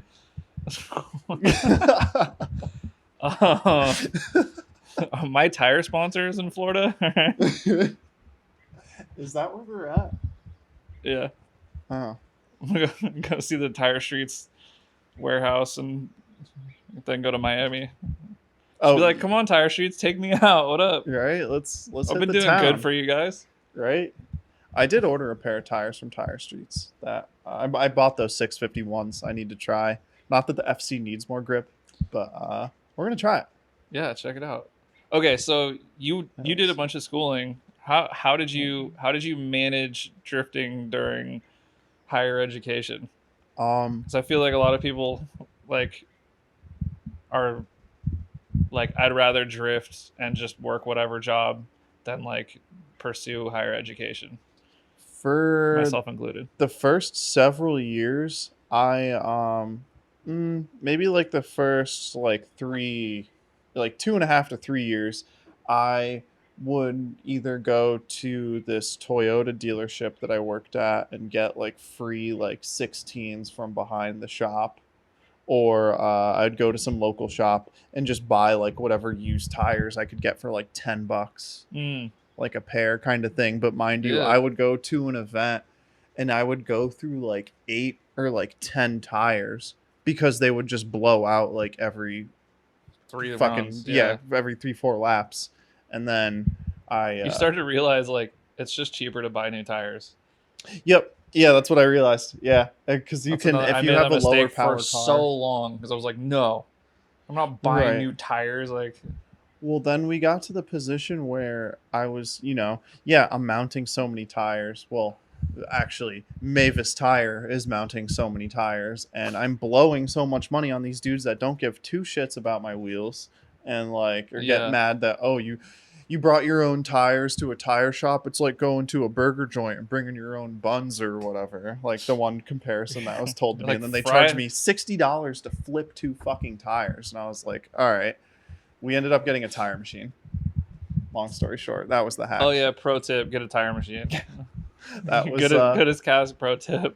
If you're, I don't know, dude. If you have room for one, if you have room and you can make the financial burden. Don't be like me and pay like a ton of money forever to have people mount your tires, and then when you go to Japan and you're hanging out at N Style and they say, can you mount these tires for us, and you just say yeah because you don't want to look like you don't know how to mount tires, and you spend me and Burst Speed Mike literally spent like 25 minutes trying to mount Mike. Shout out Mike, dude. He was fun hangs on that trip. Literally spent fucking 25 minutes trying to mount one tire on like a nice tire machine. Not like the tire machine that I'm not gonna trash the tire machine that I use. It's reliable. It's like the AK-47 of tire machines. Like, so it just has like that one little thing that you like bend the pry bar over, and that's it. There's no other fancy doodads or attachments. There's no bells and whistles on this one. It is a turntable and record player and turntable and needle. That's all you got. I watched Tomoya mount tires by hand at Nico. He mounted a 265 with like literally just tire irons, and they bring this like giant, like it's this really long like bead breaker thing that they like fucking love Japan over. I have a video of him. It's so funny. Like the sexy nights, like I'll just start clapping. He finally gets like this tire mounted at this pouring sweat because it's super hot out. But like, dude, literally just a bead breaker, and then he'd just have like 2 or 3 tire irons and just walk around because there's no tire machine at Nico. Yeah, they have a street sweeper at Nico to clean the track at the end of the day, but they don't have a tire machine. Interesting. Their end of day cleanup process is so robust, and just like track, events done at 4, you need to be gone by 4:30. Like everyone is gone. I like the Mahon thing where everyone like hangs out and then they like hand out those like homemade brooms. Oh yeah, with like all the like sticks on they're like brooms with like sticks as bristles, and everyone goes out and sweeps the track. Everyone. except for a couple people. That's the I'm more not going to name homegrown any thing. names, but someone with us didn't go do it. I'm just going to say Certain someone. it's fine. Whatever. I like all the games that they play at the end of events too. Like you get to play John Ken, like rock paper scissors, Yeah, and like I watched all the someone cheat prizes at and it. shit. I'm not gonna name any names either. That's Man, not people cool either. people out there taking advantage, and I don't like it. All these shitty white people, dude, taking advantage of kind ass people. It's okay. It happens.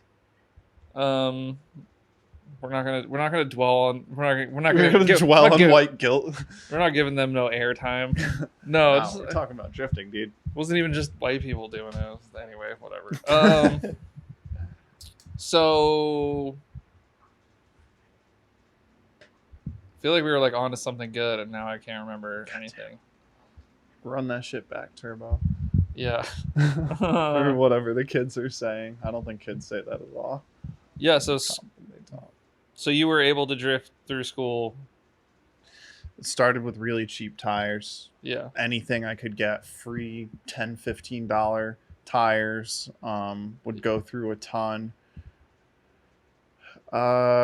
Yeah, I mean, events in like the Northeast are not as commonplace as like hearing about you guys in California. How like, yeah, it was when I was You know what's visiting Dom weird and is- Tyler. It's like, oh, there's like 4 different events you could hit every week, and I mean, like, that's in SoCal. Or yeah. I mean, they have Grange, which literally operates like every day. You Which could is go sick. drifting like every day if you wanted to. And then there's amazing. yeah, and then there's like Willow, so that's like not too far, right? Like, Mm-hmm. and then they have Adams, so they got options there. Northern California, we have Thunderhill, Yeah, which and then is there's like stuff kind of like sporadically all over, but there aren't like, you know, we don't have like a dedicated drifting track like Grange.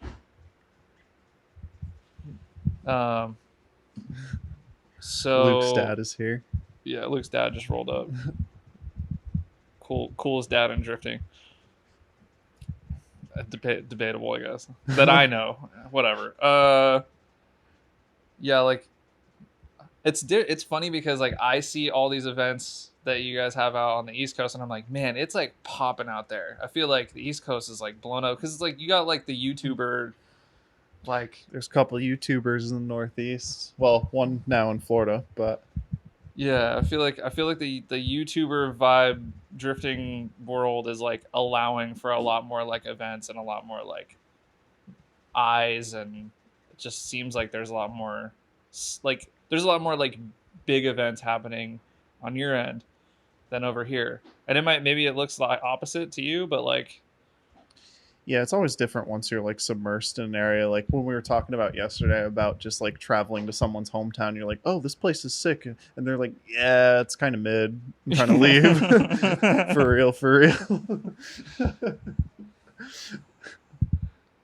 But yeah. I'm like, I'm here. I'm like, I'm gonna move to Everett, you know. And Aaron's like, why? He'd probably be down, but yeah, Northeast events. We have Lock City Drift. That's like once a month. We have Lebanon Valley Drift. That's where I told you about like the first events that I saw. That Drift faction used to run the events there and all that. There's Englishtown, of course, with Club Loose. We have Ready Set Drift that's at Pocono.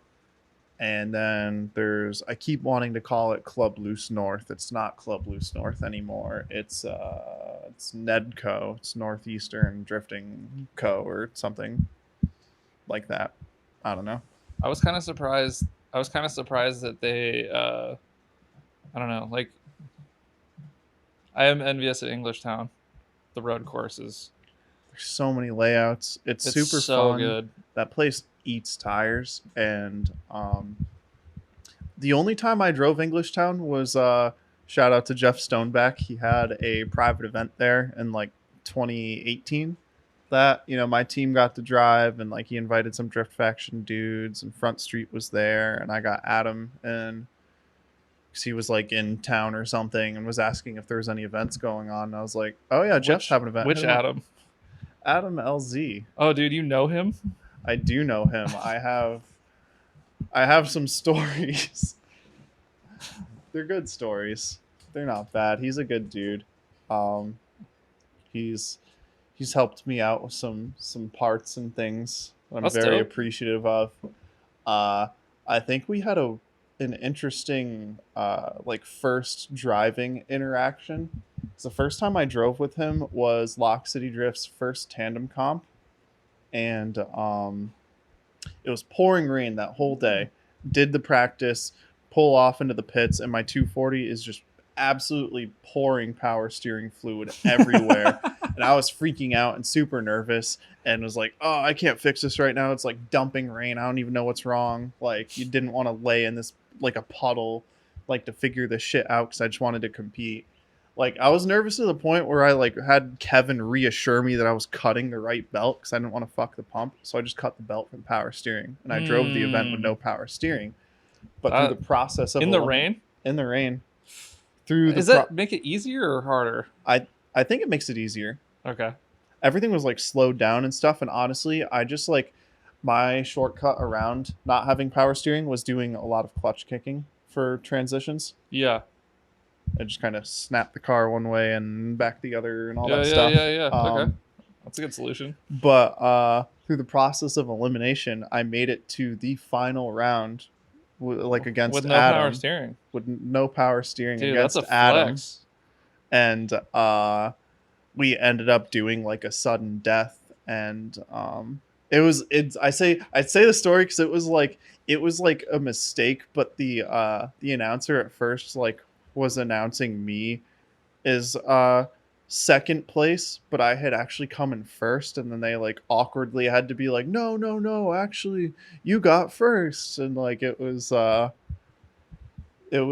little awkward. And then from there on, I like I will say, I mean, I know that he reads the comments and he knows that I've commented on his stuff as well, so it's like all in public, right? Yeah. So like an event after that, we're Was there driving like beef together. after that or something? Well, the next few events after that, he made contact with my car a few times that I wasn't like terribly hyped on. I wasn't like livid or angry or screaming or demanding or anything like that. The one time he like kind of all seen that happen at tracks. yeah, I heard that.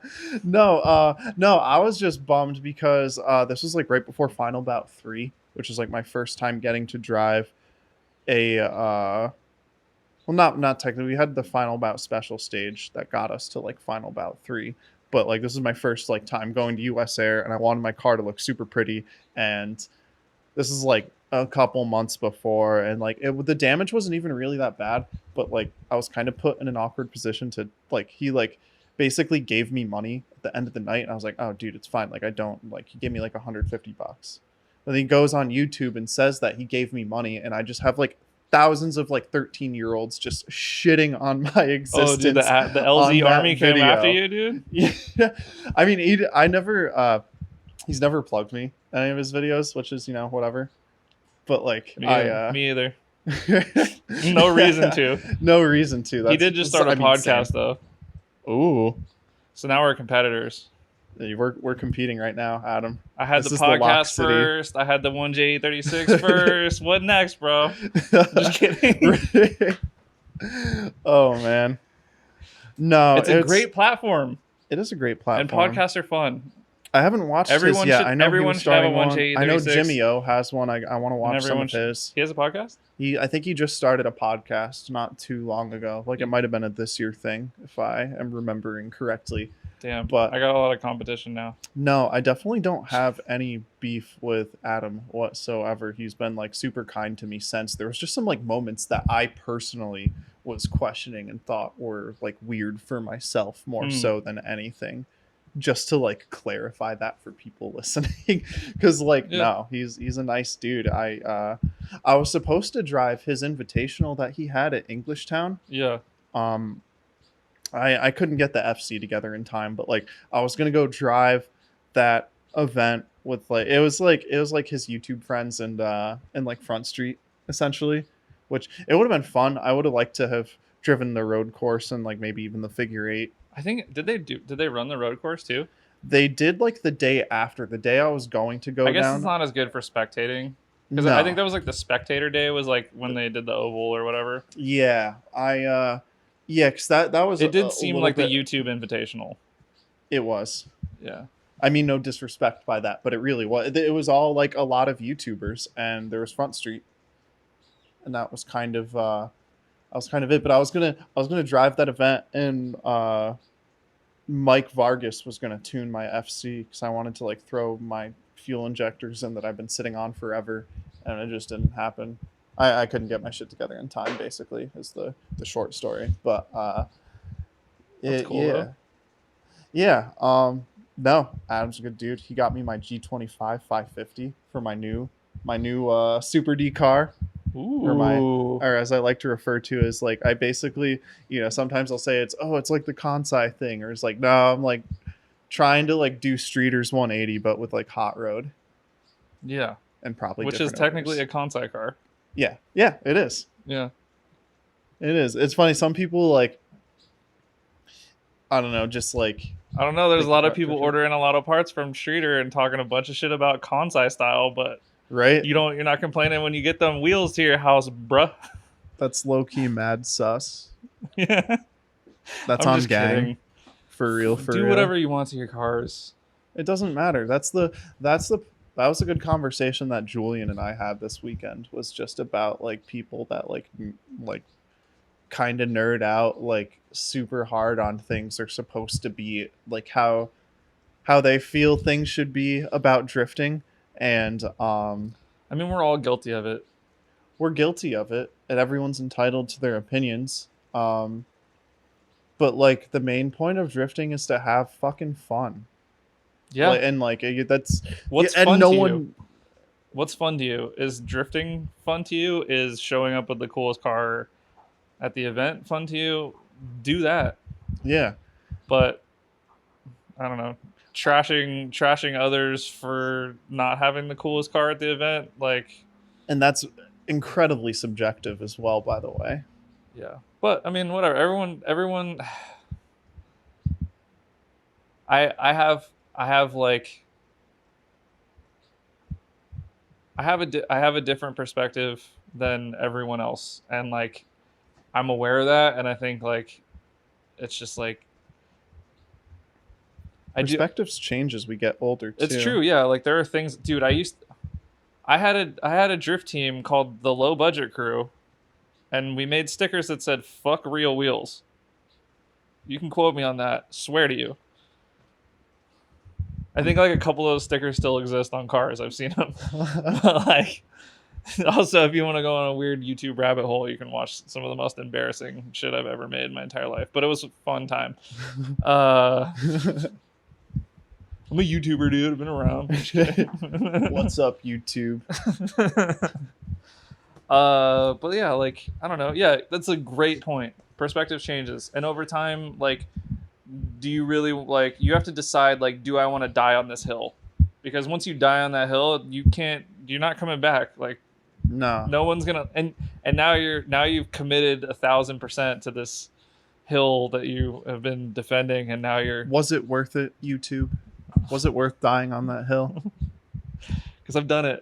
I've died on hills, and then we all have. But like some people, it's okay to change. It's okay to fucking, I don't know, like priorities change as you get older.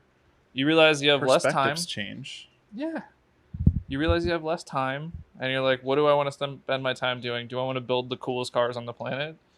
Do that. Or do I want to drive? Do I want to drive as hard as I fucking can? Do that. Whatever. That's where I'm at. Whatever your perspective is. Like, I want to drive as hard as I fucking can because I've held back for so many years, and I need to have a car that's built for it. But like, even just being up with you guys this weekend, between hanging out at Julian's and like being up till like 3 last night, talking with Aaron and Luke about if we would have recorded subframes, if we would have recorded that conversation, oh my god, we had some good jokes last night. Yeah. I made some dangerous ones. Yeah, there was some good banter. Maybe yeah. I hope we can come back. Well, like if we go, we're gonna record this and we're gonna go out to Seattle and then we're gonna come back and we're gonna record the one that you're gonna hear later. That one might be a shit show. Yeah, you definitely want to definitely fucking psych and subscribe, dude. That's good. That's gonna be one to really keep your eyes on. Keep know, your moon eyes on. Yeah. That's another place I went to in California. I went to Moon Eyes. I just went to Moon Eyes last week, and yeah, Pretty cool. that was very cool. We got a very abridged shop tour because we were kind of on a time constraint, but I got to walk around and stuff. And, Sick.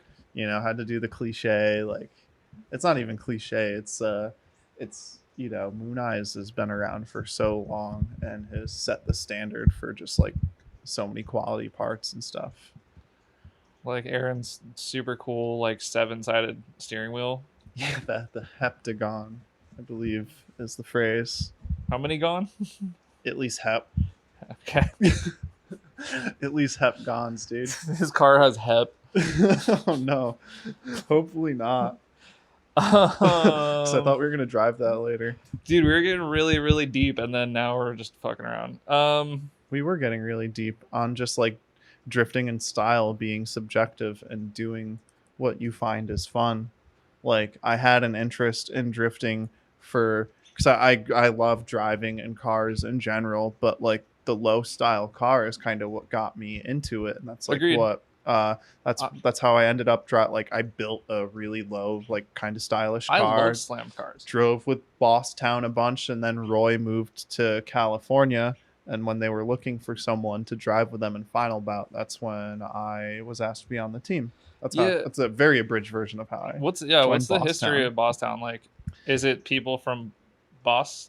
Yeah, it's from people from like the greater Boston area, I would say. And it started as a car club. Like, all of our stickers and stuff still say it's a car club because it is. So like basically there's a menagerie of friends that are considered Bosstown, but like for a while like Kevin, Shane, and myself were the ones that represented Bosstown as drifting. No one else did that was Bosstown, because it was like a car club. And then Kevin and Shane kind of got into drifting, and Roy was with them, and then they just started representing it as like a drift team. It's kind of how that works. Like we have a bunch of Bosstown homies, and shout out to them. Yeah, because all the Bosstown cars are great. Thank you. Yeah. I was very hyped to have gotten to drive with Shane again recently for the first time in his couple-year hiatus. It's life, man. I was shocked when I saw like Tomoya fucking roll like at Nico with the big Bosstown logo on his car, and I was like, whoa. I was like, whoa, that's some fucking cool culture like connection. Dude, so when I bought the FC and was driving with him, I gave him one of those banners. Yeah. He literally so you saw it when it was on like the door window, right? Yeah. When I was at Nico, he put that whole banner on the windshield. Like he had I saw the windshield banner, yeah. Yeah, it was like in the middle of the windshield, and he transferred every letter to that side window. That was the same sticker. He transferred that shit because he didn't want to like scrape it off or like make me feel bad, which is like near and dear to me. What a guy.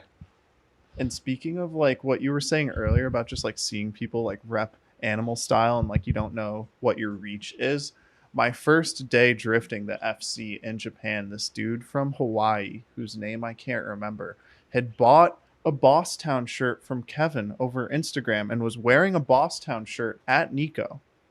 That day that I was there, I was like, what the fuck? It was like mine. I have a picture with him. And then, because he's friends with this dude, John, who, super nice guy. I'm sorry, I cannot remember his last name. He's appeared in some Noriaro videos.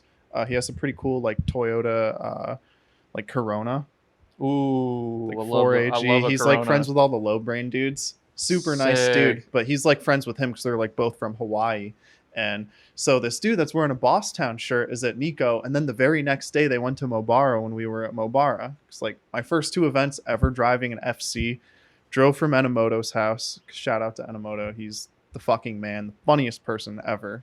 And we'll also give you the shirt off his back. But like, we go from Minamoto's house to Nico, drive all day, go back, get dinner, super late, whatever. Get like 4 hours of sleep, wake up at 3 a.m., drive 3 hours to Mobara, drift all day. And those dudes are there as well. And then drive back. So that was like within like the first couple days of me being in Japan in 2018. How cool is that? It was insane and exhausting, and I would do it again in a heartbeat. It was like a 24-hour day. Like that second day, we like stopped at like an onsen on the way back to kind of like kill some time, because I was street driving this car and we were trying to specifically wait until it was like a little bit later to drive it back. I love that like everyone in Japan is just like a little sketchy like with drifting, like because you kind of have like it's like this like it's counterculture. It's very much counterculture. That's why like anyone that's different is and like, has been doing it for there. anyone who's been doing it a long time in Japan was like, you know, they weren't like a, you know, I don't know, they weren't like a law abiding like salary man like follow the like they're not like I don't know. Yeah, it's like we're all internationally weird. We're international weirdos with like similar like mental quirks. I'll just say it like that like strive to like do something. I literally can't sit still. Playing with the goddamn mic cord this whole fucking time. I apologize to listeners if the audio sounds like shit. Because I was just fucking with the cord the whole time. No, it's fine. Yeah, but it's the ADD, bro. Yeah, can't help it. God, that's what this. I should have called this the fucking ADD drift pod. It's just like tangents and what am I doing? We were talking about drifters kind of being outcasts, and Tomoya was actually a real estate agent. No fucking way. He was a real estate agent in like the Chiba like area, and no. that's how he like met. Like 'cause they all met at like a gas station one night. They just all happened to be there and started shooting the shit, and then they formed a team. Like in the early 90s. That's how Sexy Nights started, and their first font of like their stickers was actually the same font of like a restaurant chain. I can't remember the chain that they would like Tomoya. Meet at or something. Yeah, it was like he was a real estate agent. He was a real estate agent, and now he's like a truck driver, right? Yeah, he's the milkman. What? He delivers like milk to grocery stores and stuff. Oh yeah, I think because he was like saying he has like a he's like a commercial driver for stuff. I had to explain to him the very old school innuendo of like what the milkman used to mean. I'm unaware of like how the milkman just like delivering milk when the husband's at work and the ladies at home in like the 50s kind of shit. Nice. Yeah. Do they have any like fucking old timey like porns that are of that theme? Right. I'm sure there is. I don't. That's not. No, that was milk delivery. How many fucking houses is he going to? What is this guy made out of? Yeah. Well, that's does he have a schedule? Like, right. That was before our fucking shit. When you had like the glass bottles that like they would, leave out. No, they would go every day. But like, how many houses is the guy going to? And is he servicing all of these housewives? I think he serviced a lot of them. How does he get any work done? That is, but right, he's a 3-pump kind of dude, I guess. He's just in and out. Like dude. He's not taking his time, and that's what those women want. Anyway, I don't know, whatever. He probably had like 1 or 2 on his route, I think every milkman back in the 50s probably had a Lisa or like a Donna or like a Margaret. Oh, Margaret, dude. 50s Margaret, dude. That Margaret, she's something else. Total so babe. you explained this to Tomoya. He's just like, I don't do that. No. I remember I was in a bring that group. up. I was in a group chat with Yota, and I asked him if Japanese guys use condoms. What was his response? He's like, "Yeah." All right, fair enough. I was like, I don't know, is everyone just like hella clean over there and like no one's worried about it? Do you remember These are the questions I have. Do you remember the thrash video from when we were at Mahon that like came out way later? This, they were like interviewing Tomoya, and there's been a lot of interviews with Tomoya where they joke about like how many this girl's just like flat out asking Tomoya like, how many girlfriends do you have right now? And like all this stuff, and like that's when I like brought up like the milkman innuendo, and I thought it was funny that he is a milkman. On a technical note, dude, that's where that came about for context. But dude, those guys are so funny. They're so funny. You need to meet Enomoto. Because I don't know if you've met him. Anyone who's funny, I'm happy to spend time with them. He will like make you cry. I told Takumi, the guy who does Sky Mode. Yeah. I told him he was funny. He's like, I know. I was like Tomoya, or I was like, this dude's funny, man. And he was like, what? And I was like, you're funny. And he's like, I know. He's like, oh yeah, away. Yeah, of course. So. I was fucking dying, and like he was doing it to be fun, dude. Like if you can make people laugh in a second language, that's why I want to learn like a little Japanese, because like I really want to learn like enough to like make people laugh. That's all I want. Because I thought they were making fun of me one time, but they were talking about at the end of the Hoonigan video, and I was like, shit. I was like, I said something about like shake your meat stick at, or I was like, don't shake your meat stick at me or something. And like apparently they were like reciting that. Oh. In style, but I thought they were like making fun of me, and I was like, what? Yeah, having that language. I didn't get it until context. like a year later. I was like taking a shower. I was like, oh. They were laughing with me. Damn it. So embarrassing. Enomoto's nickname is, because that's his last name. His nickname is Enokeen. And keen is like it's the word for like germ, or like they're basically saying that like Enomoto is like his personality is like contagious or germ like. So Enokeen, I met him at he came to the Final Bout with the rest of the team. He was at Final Bout Gallery. Okay, so you did meet him there. Yeah. They're all cool. Yeah. Me and Jason came over to them and asked them to sign a poster, and they were like, you want us to sign a poster for you? And we're like, yeah. And they were like, okay, why? And we're like, what? Like, why is that surprising? And they were just like, I don't know. It was like, it felt really, I don't know. They're just like humble as fuck. They are. Yeah. They're like, they don't realize like the impact that they've had on this thing. How patient they are. And like, I think for a lot of people, not that Bosstown or Animal Style has driven a Final Bout event in a little bit. I mean, I drove solo in 2021, but like Final Bout had a pretty big impact, I will say. Like I think it brought a lot of people to get, like, it brought a lot of like the Zilvia kind of people together in the old heads. Yeah, the old heads of US drifting. and I'm entering the age of being one of them now, I think. Do you find it like really comforting that you have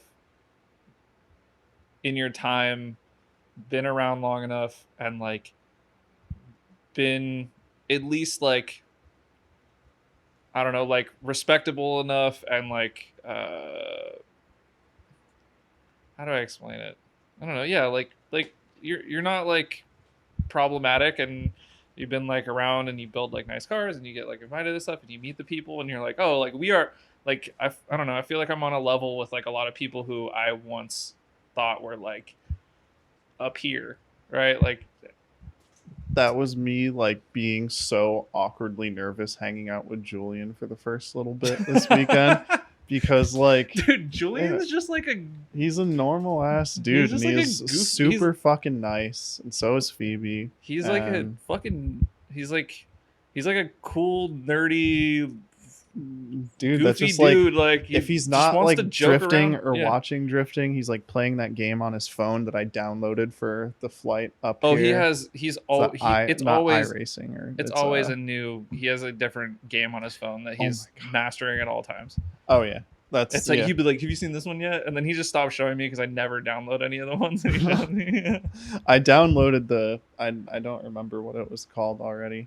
I was gonna play it on the flight up here, but it's Real Racing 3 is He's his always got some. they have so many phone different game racing addiction. packs, and like, oh, you have to do all these different challenges for each different like it's a very robust game for being a free phone game. I don't have will time say. for phone gaming. With my 9 hours a day I spend on Instagram. So Same, but poor Julian is just like his back's all effed up at the moment, and so he's a little idle. So yeah, man. Take care of your body. Take care of your health, and fucking health always comes first. Be grateful you fucking can move and do shit. Because like watching that guy try and like make it to things when he's just like in pain or like I don't know. I feel like like his health shit is just like the most painful from an outside perspective. You're He's like, got like a herniated disc or something by like 15 mil, he said. yeah, he's got all kinds of shit. Yeah, and other things, and like he once drifted like you know that shit that like they're talking about that Justin Bieber has where like half his face went numb. oh, Julian once ran a Super D event with that and competed in the event with like half of his face numb. There's like a picture of him drifting with like half of his face numb. He just like woke up one day and like half of his face was numb. You know what fixed it? Acupuncture. oh yeah, he did say he was doing acupuncture for a while. I don't remember hearing the face. I heard some other stories. He's Got some good stories. He's an earthy healer type, you know. Yeah. Yes. Speaking of which, we both like had learned, and I was super hyped when I first went there because I didn't realize his back was like all jacked up till I was driving up there. And I mean, I was just happy to hang out and help him with stuff. But he brought up, he's like, oh yeah, so do you watch Love, Death, and Robots? And like my friend Luke and I have watched. Shout out to Luke, because he's the man. He brought up that show, and I was like, oh my god, yes, it's fucking wild. And we were like kind of watching some episodes, and then we were like really watching some episodes Saturday night, and god damn, what if you haven't seen that show? It's pretty interesting just because it's pretty wild. Every episode, if you like weird artsy like futuristic shit, it's great. If you don't want to watch weird artsy, sometimes very scary, not very scary, sometimes really hilarious, but like you're terrified and just laughing at the same time because you don't know what's going on. Every episode's a different animator. Yeah, it's which is cool. It's very cool. None of them are connected. None of the episodes are. They're really short. Yeah. All these shout outs, dude. This episode's gonna end up on Netflix, dude. Yeah, right. Dude, we're getting paid. Yeah. I'm trying to get paid. How much do I make for this? I'm kind of set. How much do I get paid for my time here? You get 10% of the profits of the podcast. So you'll get like maybe $5. Fuck yeah, dude. I'll buy you a beer later. I'm kind of sad. Okay, so like LZ's podcast got put in the sports category, and mine's in automotive. And I really wanted to compare and see like where I stack up as far as like the rankings. He's got the people to tell him to do the things that are gonna work. Yeah. He's already in the top 100 for sports. So that's I gotta imagine he's got some sort of like pretty up there manager at this point that like I don't know if I'd want that. I don't know if I'd want that life, man.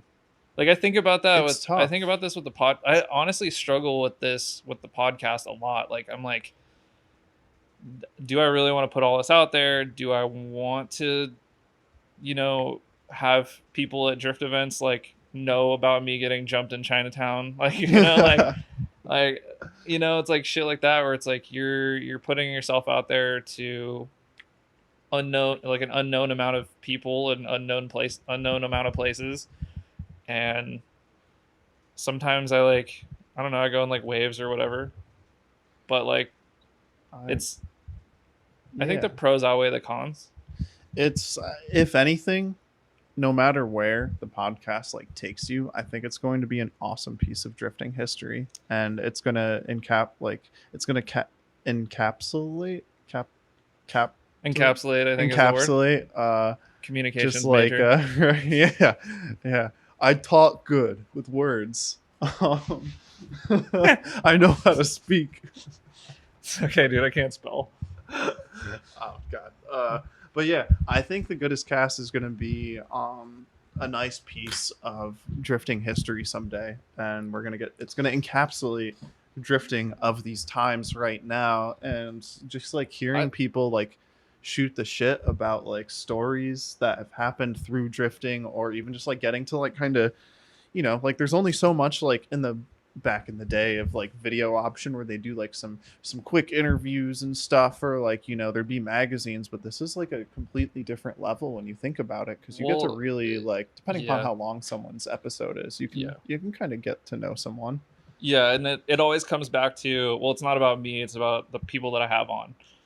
Right. Like, and like getting them out there and their stories and like their personality. And then it's like, there's nothing I like more than getting a message saying like, I really liked this guest.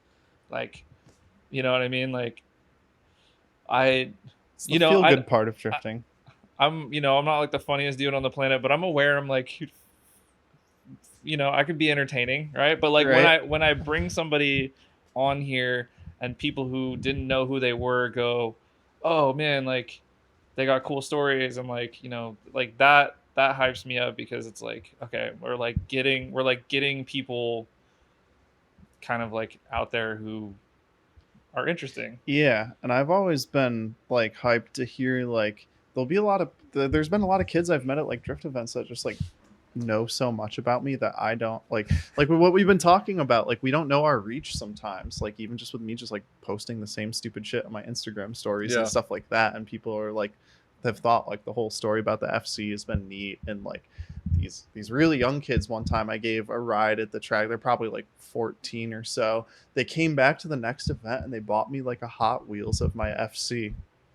They bought me like a little Hot Wheels. It was like, oh, we saw your car.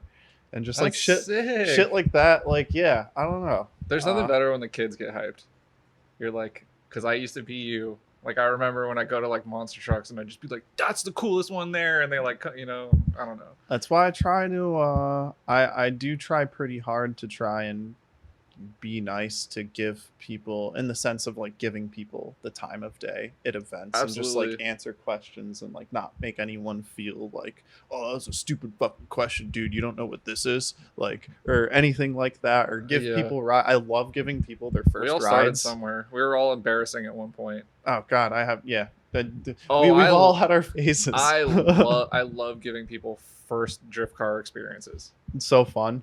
I got to do that for like a bunch of people at Sonoma, but when they run the Summer Jam layout, it's like the NASCAR route. Like it's part of the sick. So like you're like running where like Indian NASCAR run, and like people see drifting and they see it in like the skid pad or whatever. But like when you get to take somebody on like where you're like drifting in fourth gear for like 30 seconds, like with like multiple like transitions and stuff. It's like the look on their face, like when you get back, is just like, are you out of your mind? Right. Like, this is crazy. And you're like, yeah, or we're going freeway speed. Right. Or it's funny when they like are like so hyped up that they'll like say like that they don't know what to say, and then you'll just like hear them say something like kind of awkward, but it's like you get what they're saying, but you know that like you just gassed them up that much, and it's like, yeah, dude, that was like way cool, or like, I don't know, like whatever. Like if I had I love that shit. If I could tell you how I am so awkward sometimes when I'm giving people ride-alongs and there's like a long line and you're like waiting to go and you're like, so, right? you know, or you're just quiet. Or me Even trying weirder. to talk to like some Gen Z kid and it's like, so you figure out what kind of drift car you want someday. Like trying to make small talk in the car, sometimes awkward for us drivers. Yeah. Be wary. It's so funny. I got I gave this one girl, she was like with a dude and he was like my friend wants to ride along in your car, and I was like, okay. And he like goes and gets his girl, like comes back, she gets in the car. He's just like super thick, like Ukrainian accent, tells me she doesn't speak any English. And I'm like, great. I don't have to like try. Like, we're just gonna sit here in silence. And then she's just like, she like writes it on a translator in her phone and then shows me, and she's like, I don't speak English. I can't speak any English. And I was just like, all right, like, cool. And then I like took her for a bunch of runs because like she got hyped, but it wasn't like it's always before the first run. It's really awkward because they're like nervous, and you kind of want to like. They have no idea what to expect. They don't know what's gonna happen. They're like, "Are we gonna crash?" Like, you know, you're like, and they're it's like feeling it out for themselves. You kind of want to like talk to them to make it like a little less awkward because like you're driving and like you don't want this like weird awkward energy in the car when you're not to be fucking woo woo or whatever, but like no, sometimes it's awkward, and sometimes there's like every now and then I'll get in a mood where it's like I kind of need to like do a few runs by myself to get my bearings, or there's days where like I'll give a bunch of rides and I'll get to someone that's like got in the car and it's like I don't want to have to try and like readjust personally to another passenger and give my whole spiel to again. So you're just gonna ride with me for like the next 6 runs if you want. Oh, or yeah, you're getting out and I'm not giving anyone else a ride. If you just go out in a session and like I usually like come off the track and I'm like good, and they're like good, I'm like okay, we're going again. Like I don't want to like I check in. That's key. Like, you know, you don't want to just take somebody on like 7 runs and they're like gonna throw up or whatever. Right. I'm like, good, okay, cool. But yeah, this one, the last output flange I broke. I was like waiting in line. I'm like, it was she's like a music video director, and she like wanted to like check out drifting for like a music video, and so like That's I'm like sick. trying to show off a little bit, 'cause, like I want to like found the right team. All these I mean all these like rap videos and all this stuff. It's like a jazz, like a Japanese jazz artist, and I was like sick, please. I don't know if it's gonna happen, but like I'm like kind of trying to show up, and she goes to take like we're like on run 3 and we're like door to door with Jason, and like back to Jason was like literally pushing me around the track. It was sick. And we like go to line up again, and I'm last, and she goes to take a picture of us, like both of us, and I was like, that's kind of weird. And I'm like looking at it, and I was like trying to like kind of pose, but I should have just been paying attention. And so she like takes the picture, and I look back and Jason's taking off, and I'm like, gotta go. So I like dump the clutch and just like blow, like, you know, spend $500, you know, on just like sometimes it's distracting. You can't yeah, but that was my fault.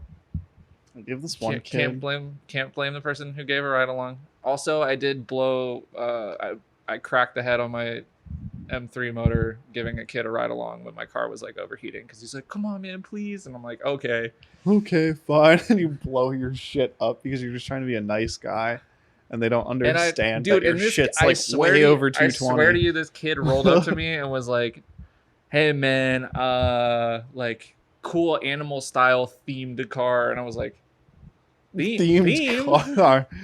And he's like, I was like, did you see the back window? And he was like, no. And he's like, oh no way, like can I get a ride? And I was like, yeah, for sure man. He's like, I got an S14. I can give you a themed ride. Well, the whole time we're in the car, he's like telling me about his car and how sick it is, and like, so I got a BCL and I got LXZs and like BN, and like I'm like, how old are you? He's like 14. I'm like, do you have a job? He's like, no. I'm like, oh my God.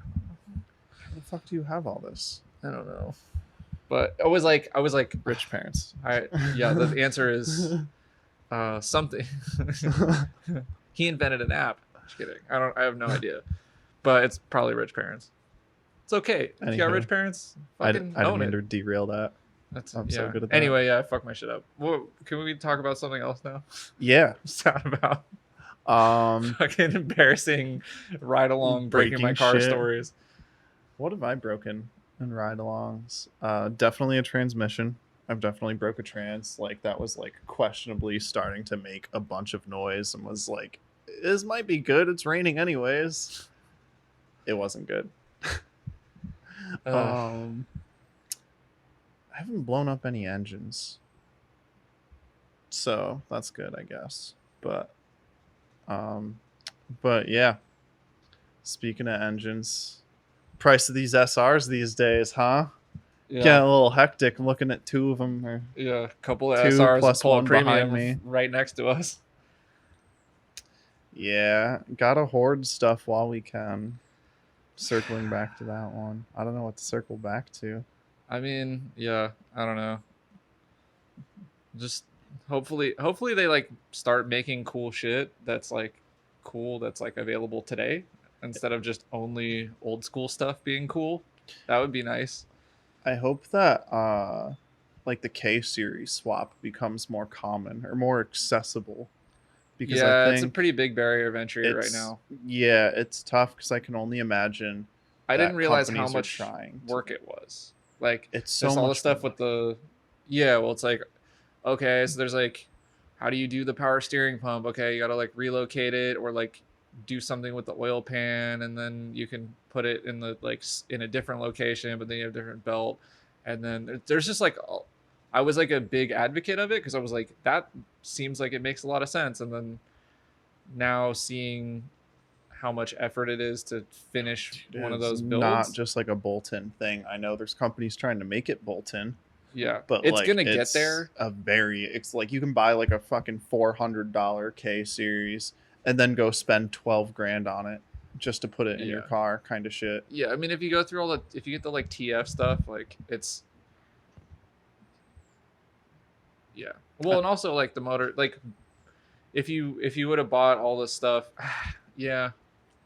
I don't know. Who cares? I know Jimmy Oaks has done it, and I think he that's like that. I know locally that's done it, and I want to say he said he spent like 11 grand or so, like 11, 12 grand. Like that's a lot of money. I mean, once the swap is there and you have all of the things, it's great because you can blow up a motor, go to like any junkyard in the U.S. and find a fucking K series for like.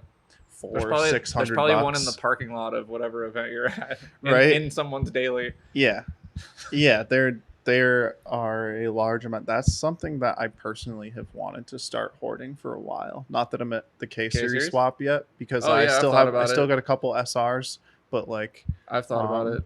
I was like hoarding ZF transmissions. That was smart because they're so expensive now. I have 2 spares and 2 cars that have one. Okay, so you have like a spare for each car right now. Yeah.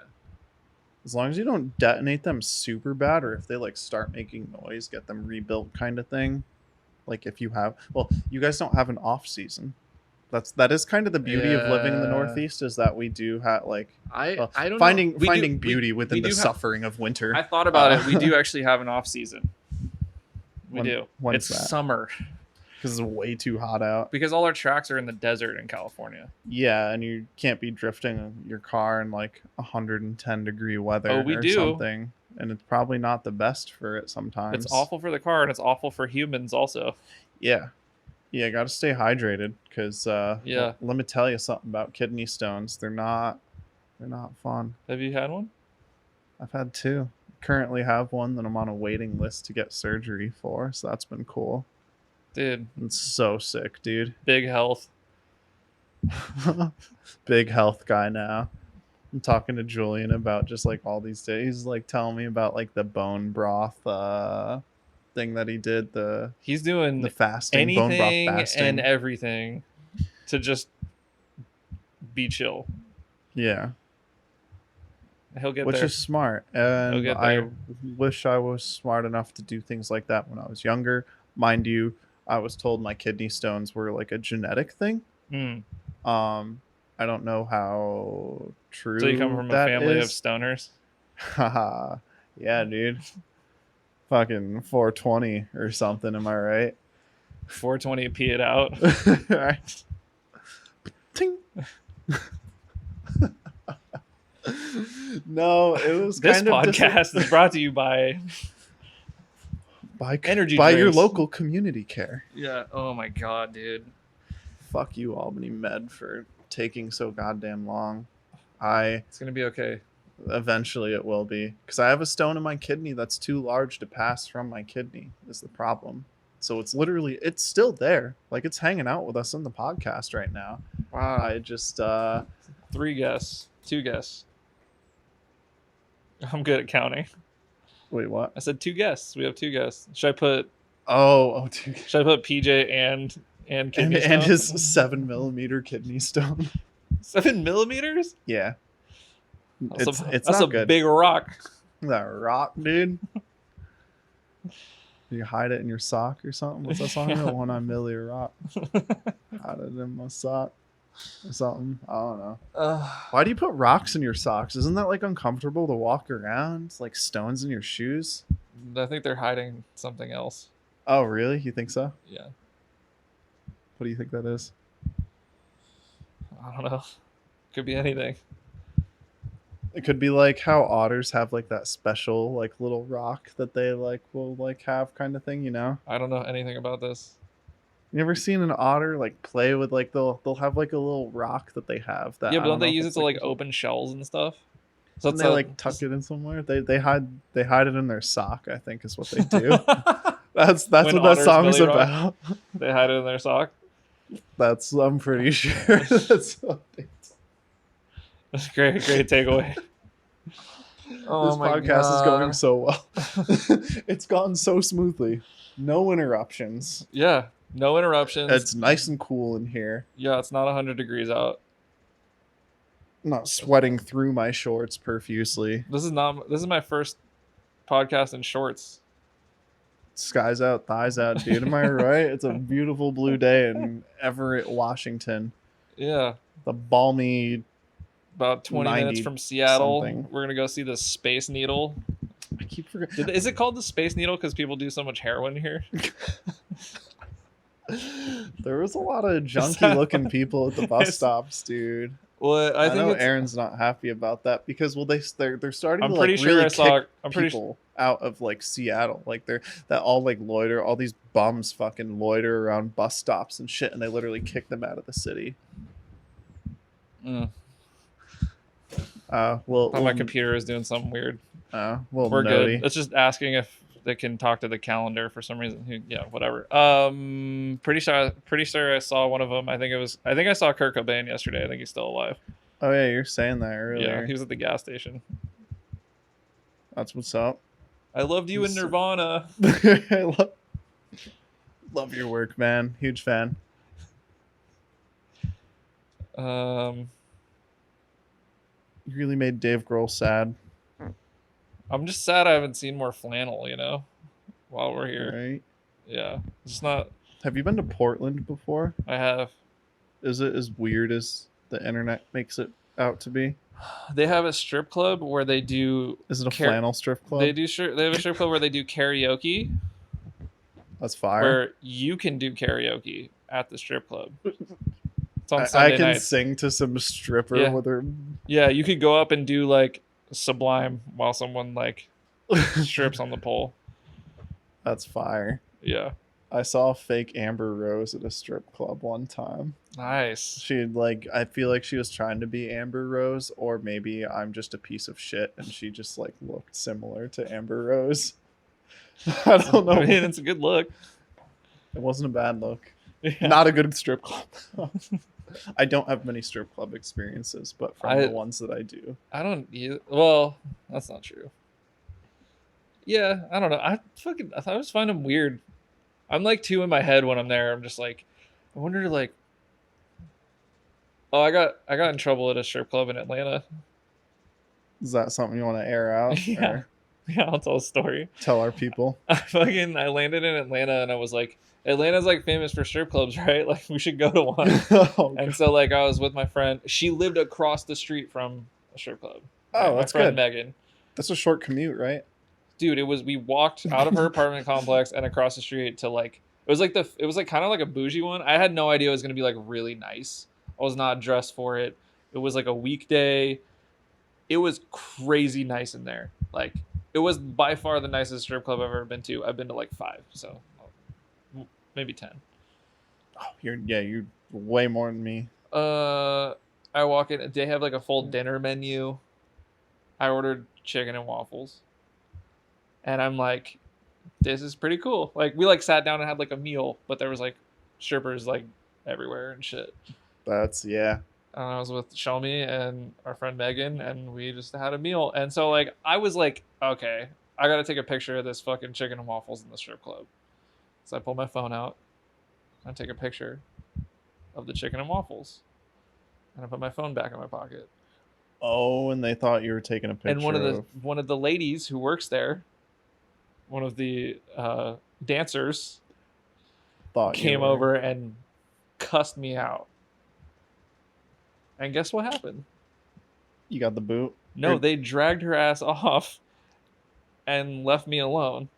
Oh, nice. Because we got like, I don't know, it was probably like $100 bill. And we easily paid like, I don't know, like $75 total to like get in there and shit. So there was no one there. So like, right. We're not kicking out like the only like 4 people who are here. The one time that you were like, phone eats first. And at the strip club with the booty chicken I and just waffles, wanted a dude. photo. Like it was like I was like there's because like that doesn't exist. Where you could have done like the portrait mode setting on like the iPhone, where like the booty's like blurred out in the background, but you got like the chicken and waffles. It was pre-portrait right mode. That was a while ago. But yeah, it was like I took a picture of my food, and she's like, "No, you didn't," and I was like, "Do you want to see the picture?" Right. And she's like, "Yeah," and I was like, pulled a picture out, and I was like, "Here you go."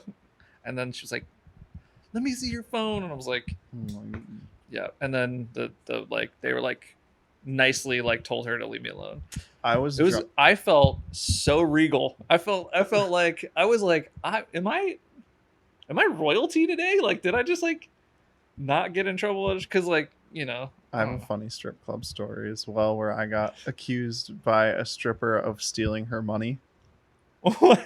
Because we were really drunk, and I don't know, I was just like trying to be nice, and like there's all these like singles that didn't make it on the stage, so I'm just like, I don't know why I was touching the floor of a strip club, but like here I am taking singles off the stage and like putting them on the stage. What a nice guy. And she got like so mad at me. She thought I was stealing money, and I was like, no, not like. And then I was just like drunk and kind of like sassy, and was like, I wasn't stealing your fucking money, like. Yeah. And then she told me I looked like Kurt Cobain. Speaking of Kurt Cobain, dude, yeah, this was so some of the Bosstown dudes will like be like, "Oh my god, you look like Kurt Cobain." She was nice to me after I like told her off, like, I don't need your gross fucking singles. I'm sure she like, loved that. I didn't say it like that, but Yeah. that's how I felt. But like internally, I was saying that. Externally, I was like, no, I wasn't stealing your money. That's weird. I mean, I get it, dude. Yeah, I don't know. I was just like drunk and not thinking about it, and this like stripper in a not great place, because we were trying to get into a nicer place, and we immediately got turned around at the door because one of our friends like was too intoxicated. Yeah, that'll happen. That does happen. I don't I'm like. here to tell you. I'm like not a. I don't know. The only one that I really like is the one in Portland that does stripperoke because it's a spectacle. Like. I want to hear some dude wailing like some off-key, it was really like shitty song. 2 white dudes came in and rolled in and did that like Lamborghini Mercy song. I don't know what the name of the song is, but like murdered. Like they practiced that shit. Okay, all right. And like it was like a show. And then there's someone would come up and do like someone would be. My girlfriend Shelmy was like.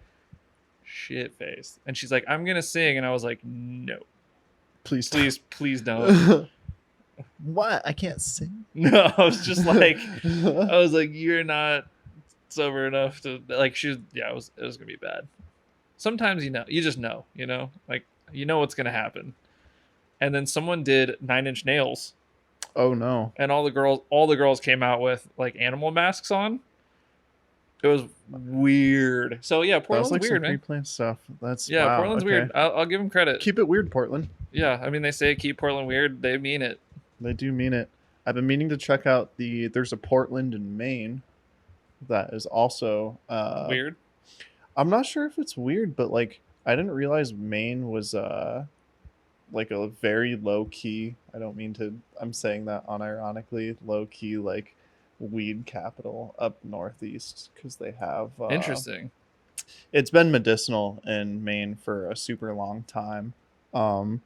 So and the Portland in Maine is like I've driven by it. I've never been in it, but like I know that because one of my friends kind of lives up there, and they have really good food, and it's like on the water and stuff. But I feel like they're trying to also mimic like Portland, Oregon, and like Interesting. They're like with keeping it weird. Let's be the East, the Portland East. We're already named that. Right. Oh, we'll just do the stuff they do. Right. Because yeah, they both probably have good food, probably good weed if that's your cup of tea. Mm-hmm.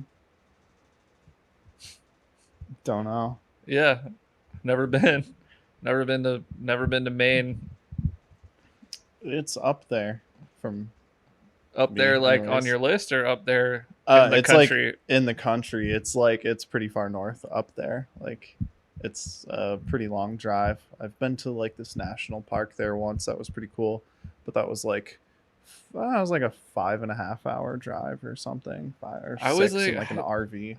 The like distance between things on the East Coast is so confusing to me always. Like, it's like when people come here and they're like, I'm in LA, like, how far is that? I'm like 8 hours, and they're like, really? You're like, yeah. Yeah, because California is so huge. Like the Northeast is like fairly compact, like right in the immediate Northeast. But then the second you start going anywhere like south of New York, like Pennsylvania is like low key, pretty large. California has and more people in it than Canada. That makes sense. I could see that. Yeah. Speaking of Canada, do we know what time Brandon's getting here today? Yes. So you'll probably see on social media, because this won't come out by the time all this stuff happens, but we're having like a animal style gathering private event at Evergreen for like 2 days. Mm. And PJ somehow got invited. I don't know. Right. I don't know why they wanted me around, but You just happened to be here, dude. right. Aaron, being the nice guy he is, how I got here was that he offered a few times. He's like, "Oh, dude, come out and rip the S14." And I was like, "That'd be amazing." And my family was planning a vacation to California for my dad's 60th birthday, and I ended up hitting up Aaron. He's like, "Yeah, so how serious were you about that?" Here we are in his garage now. Yeah, I guess we could have explained that earlier, because people would be like, why are you guys both in Washington? But yeah, it should be cool. Hopefully all our cars work, and this is going to be the first time we see Brandon in 2.5 years. I haven't seen Brandon since we went to New Zealand. Yeah. Yeah, because you guys got back like right when shit was getting serious with lockdown stuff. And yep, so it'll be good. He's coming in tonight. I saw you guys last when we were in Japan in October of 2019. Yes. And Yusuf brought us to a bar with Front Street and Donkey Style and my friend Mike. Shout out to Mike as well. Yeah. But you remember that dude that we were playing pool with that kept hustling everyone? And and made people, if you lose, you have to run around the table with your pants down. Yeah. And then Phoebe lost to him. And a few of our friends. Yeah. A few more people. I think I did too. Did you play with my friend Mike? Yeah. You did play with Mike. I think I beat him. Maybe not. I forget. I know. I feel like I seem to remember being like, I'm either really decent or, let me rephrase that. I'm either like mediocre or I'm terrible at pool. I would say I would rate myself as mediocre to terrible at pool as well. Yeah, but sometimes I get on a flyer and I'll just like channel it from somewhere. That dude was hammered too, and he was like, And I think I that was where won. Donkey got the joke about just like, you know, this dude was talking about how he used to do 300 down the Conjo loop for like whatever and like a skyline and shit. Yeah. That's where all that shit came from, was from that night. This dude hustling everyone in pool, and then you had to run around the table with your pants around your ankles. Yeah, and then Aaron and I were freestyle. I like sea walked on the street, and then Aaron and I like freestyle raps for like 45 minutes, drinking on the street. And then was that the same night? We went. Did we go bowling? We did go bowling. I Yeah, don't that was the remember if they night were on the same Julian night. was like juggling bowling balls and dropped them all. That was a sick bowling alley. That was pretty cool. Yeah, me and Aaron put the like bowling pin like costumes on. Oh, They had like pins that you could like wear. That was cool. And then Josh like rolled his ankle skateboarding, and then he fucked his shit up that night. I felt so bad because everyone been drinking, and we were in that Triangle Park. Yeah, Yeah. I remember that. That was when. That was like the I rare was occasion that Mike was kind drinking. of drunk as well. Yeah. I got to talk to him for a while that night. That was pretty cool. We left our stickers outside that one conveni out there. Mike talked a guy out of calling the cops on me because I like bumped into him and he dropped his phone, but he was drunk and like lying. Oh. And the guy was like, "I have a Ferrari. I want to see it." And he like showed him a picture of a Lamborghini, and Mike's like, "What?" Meanwhile, like Phoebe like ushered me away and stuff because they're like, they're not gonna believe you if the cops come. And I was like, I have a video from that night when we were all drunk in the square. I think I like took like an Instagram thing, and Julian was like trying to like tray flip some dude's board in like Crocs or something. Yeah. And, like, good Definitely. times. We got to get back to Japan, dude. yeah, Just- international trips are good.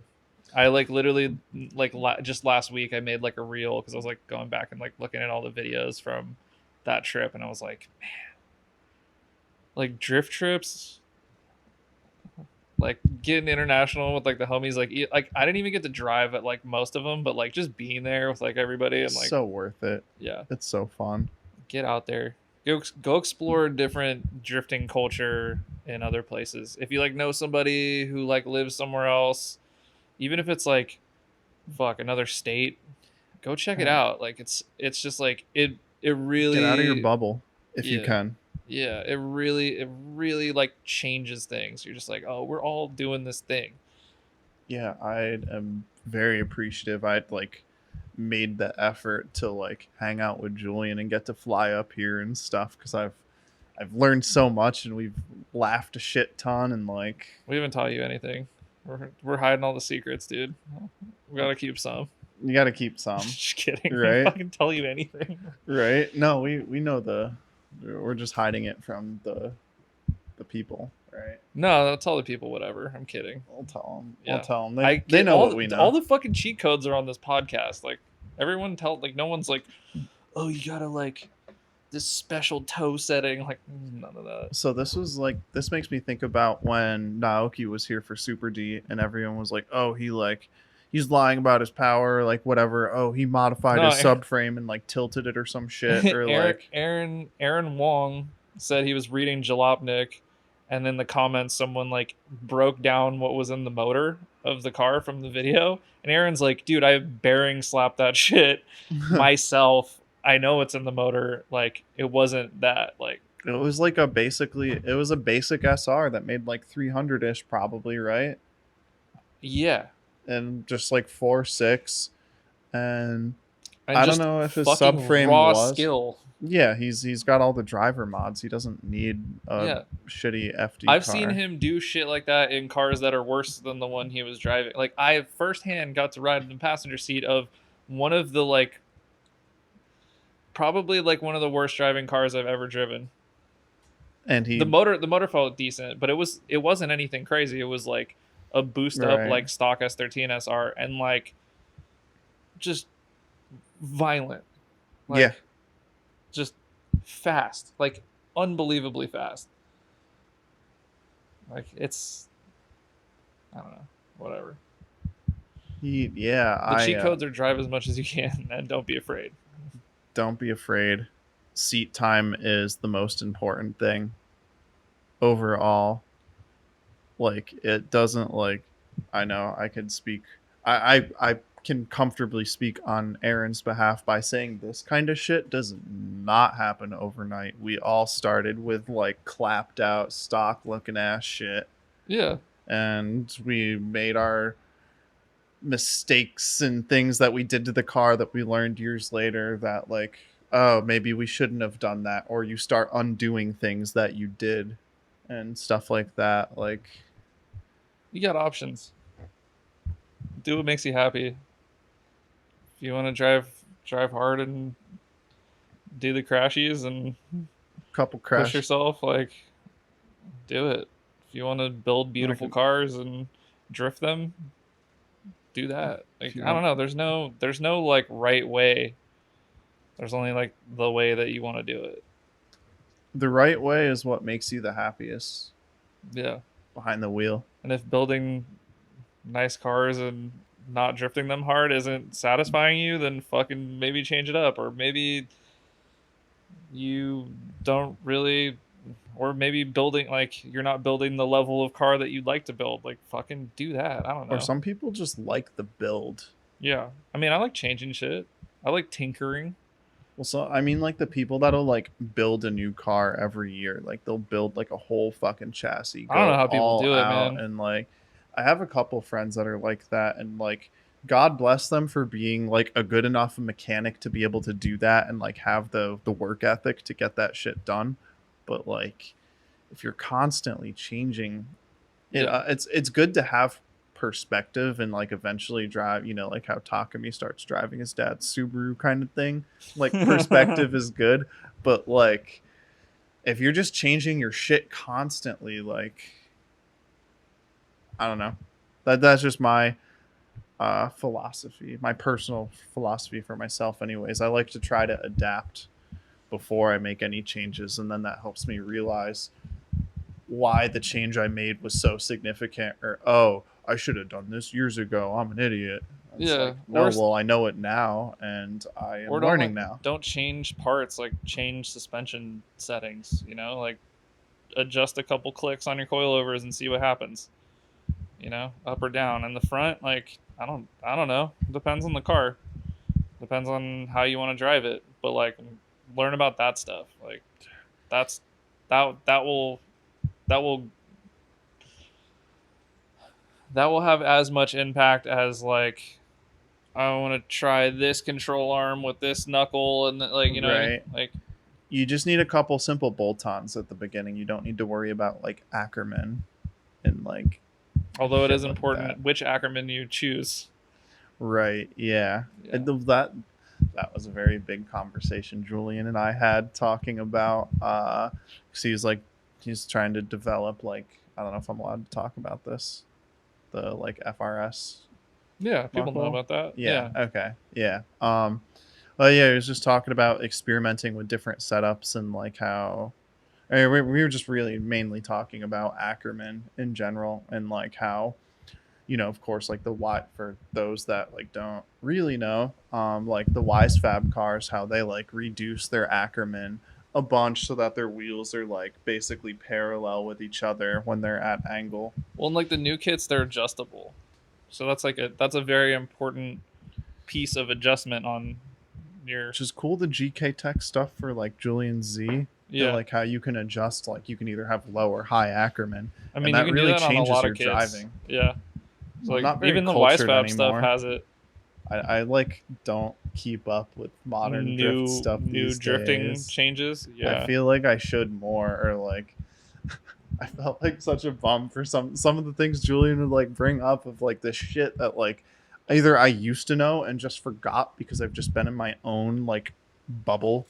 Yeah. Of drifting, and then it's like I mean, this is a great example. You're here, you're like thinking about all the stuff that you like talked about or whatever. Dude, I picked up so many good tips and just like, oh yeah, last night what I was more people should do that.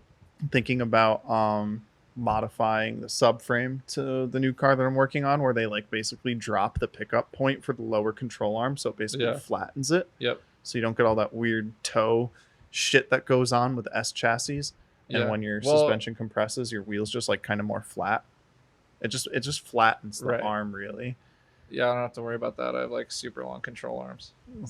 BMW FC stuff. Sorry, guys. Which I don't have to worry about that in the FC, but building another hatch with my Adam LZ special G25 550. And damn, dude, I didn't know he was like the plug. I should have hit him up for my turbo. I don't know. Josh actually told me he was the plug because I wasn't sure if we should be going through like turn 14 or whatever. Yeah. So I went through Drift HQ, and then I got like he gave me like a external wastegate and oil lines. Sick. So yeah. Nice. Thanks, Adam. I don't know if he's gonna watch this, but probably not. He's busy. I don't think he has 3 hours to waste.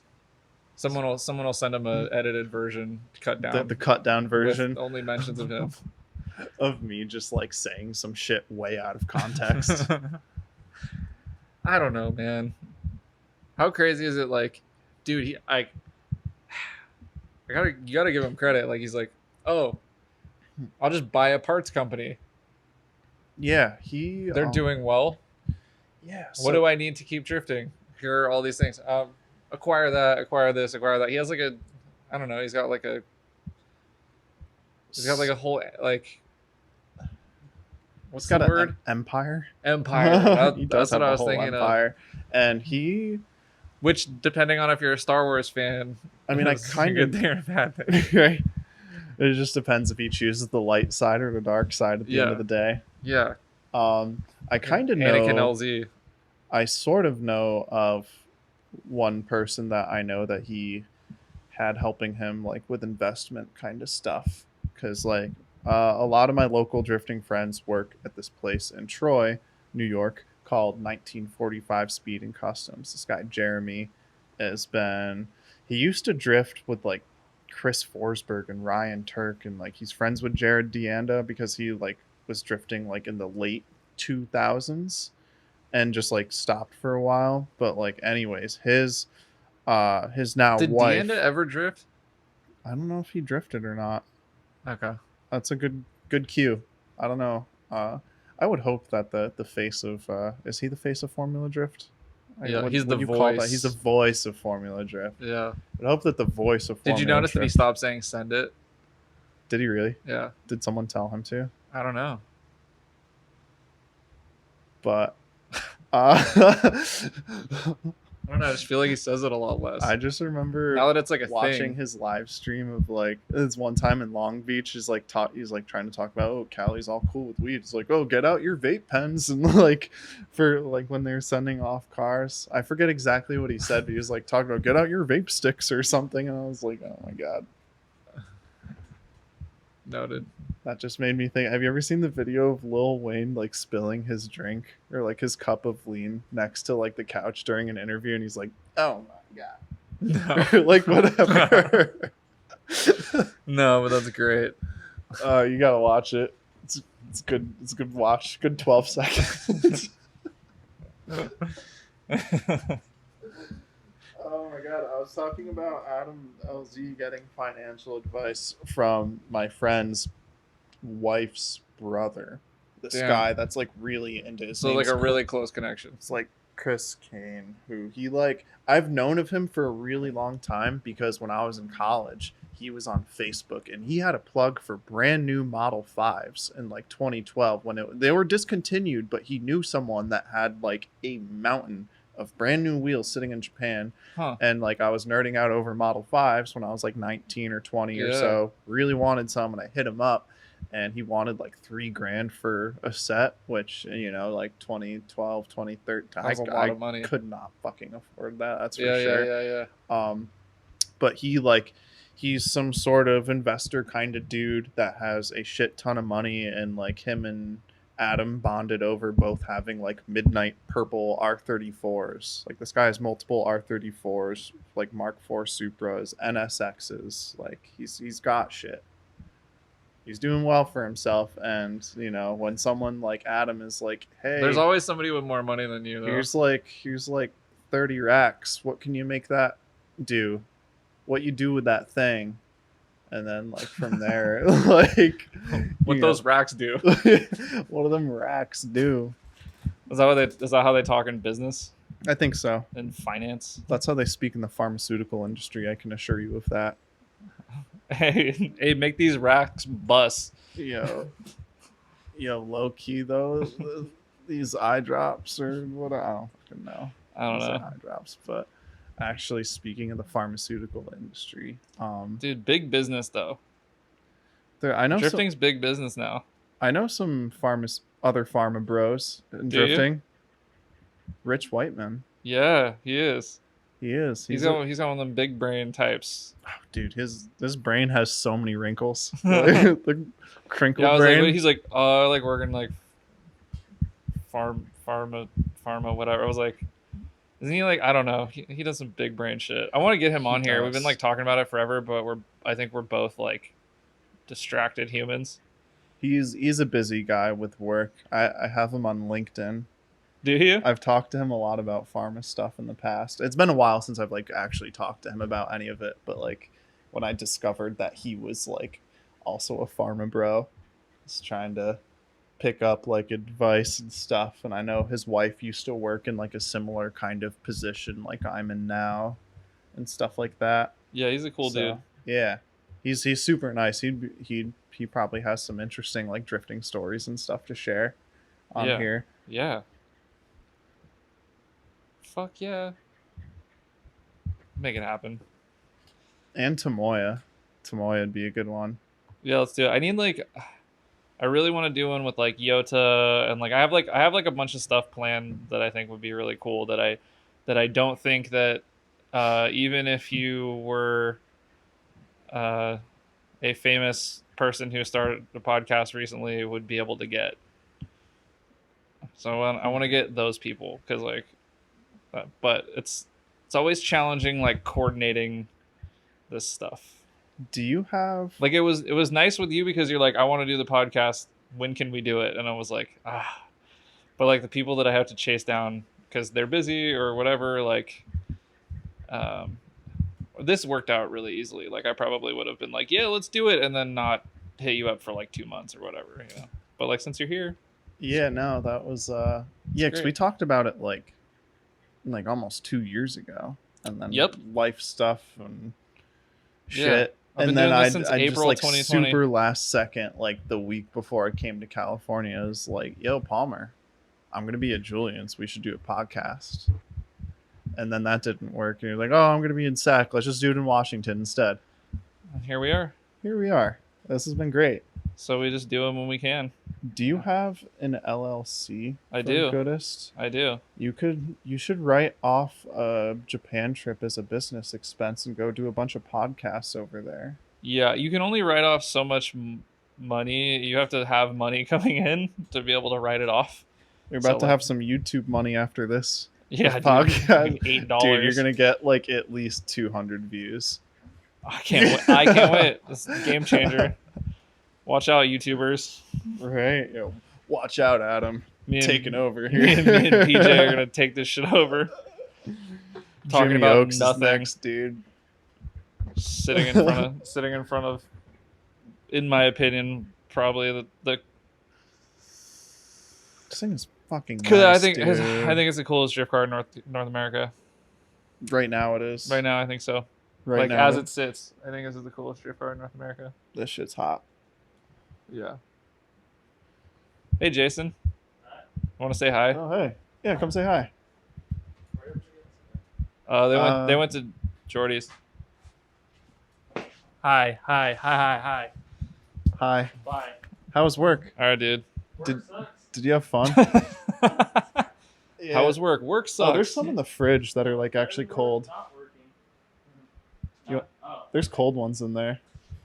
Well, I'm glad you're free from work. We should go to Seattle now. Yeah, we should. Aaron said we could like maybe, last night he was like, "Oh, dude, he's got the coolest 510. I want to rip the 510. It's like a slammed rat roddy 510. Oh, I am a little nervous to And- drive a car that low because I haven't driven a car that low in a pretty long time. The wheels that he just got. He's for it. talking 13s. Yeah, it's so cool. The shit's donked and it's sick. Yeah. I feel like it's gonna be a rusty confetti. You like smash it too hard. It's got like manual brakes and stuff.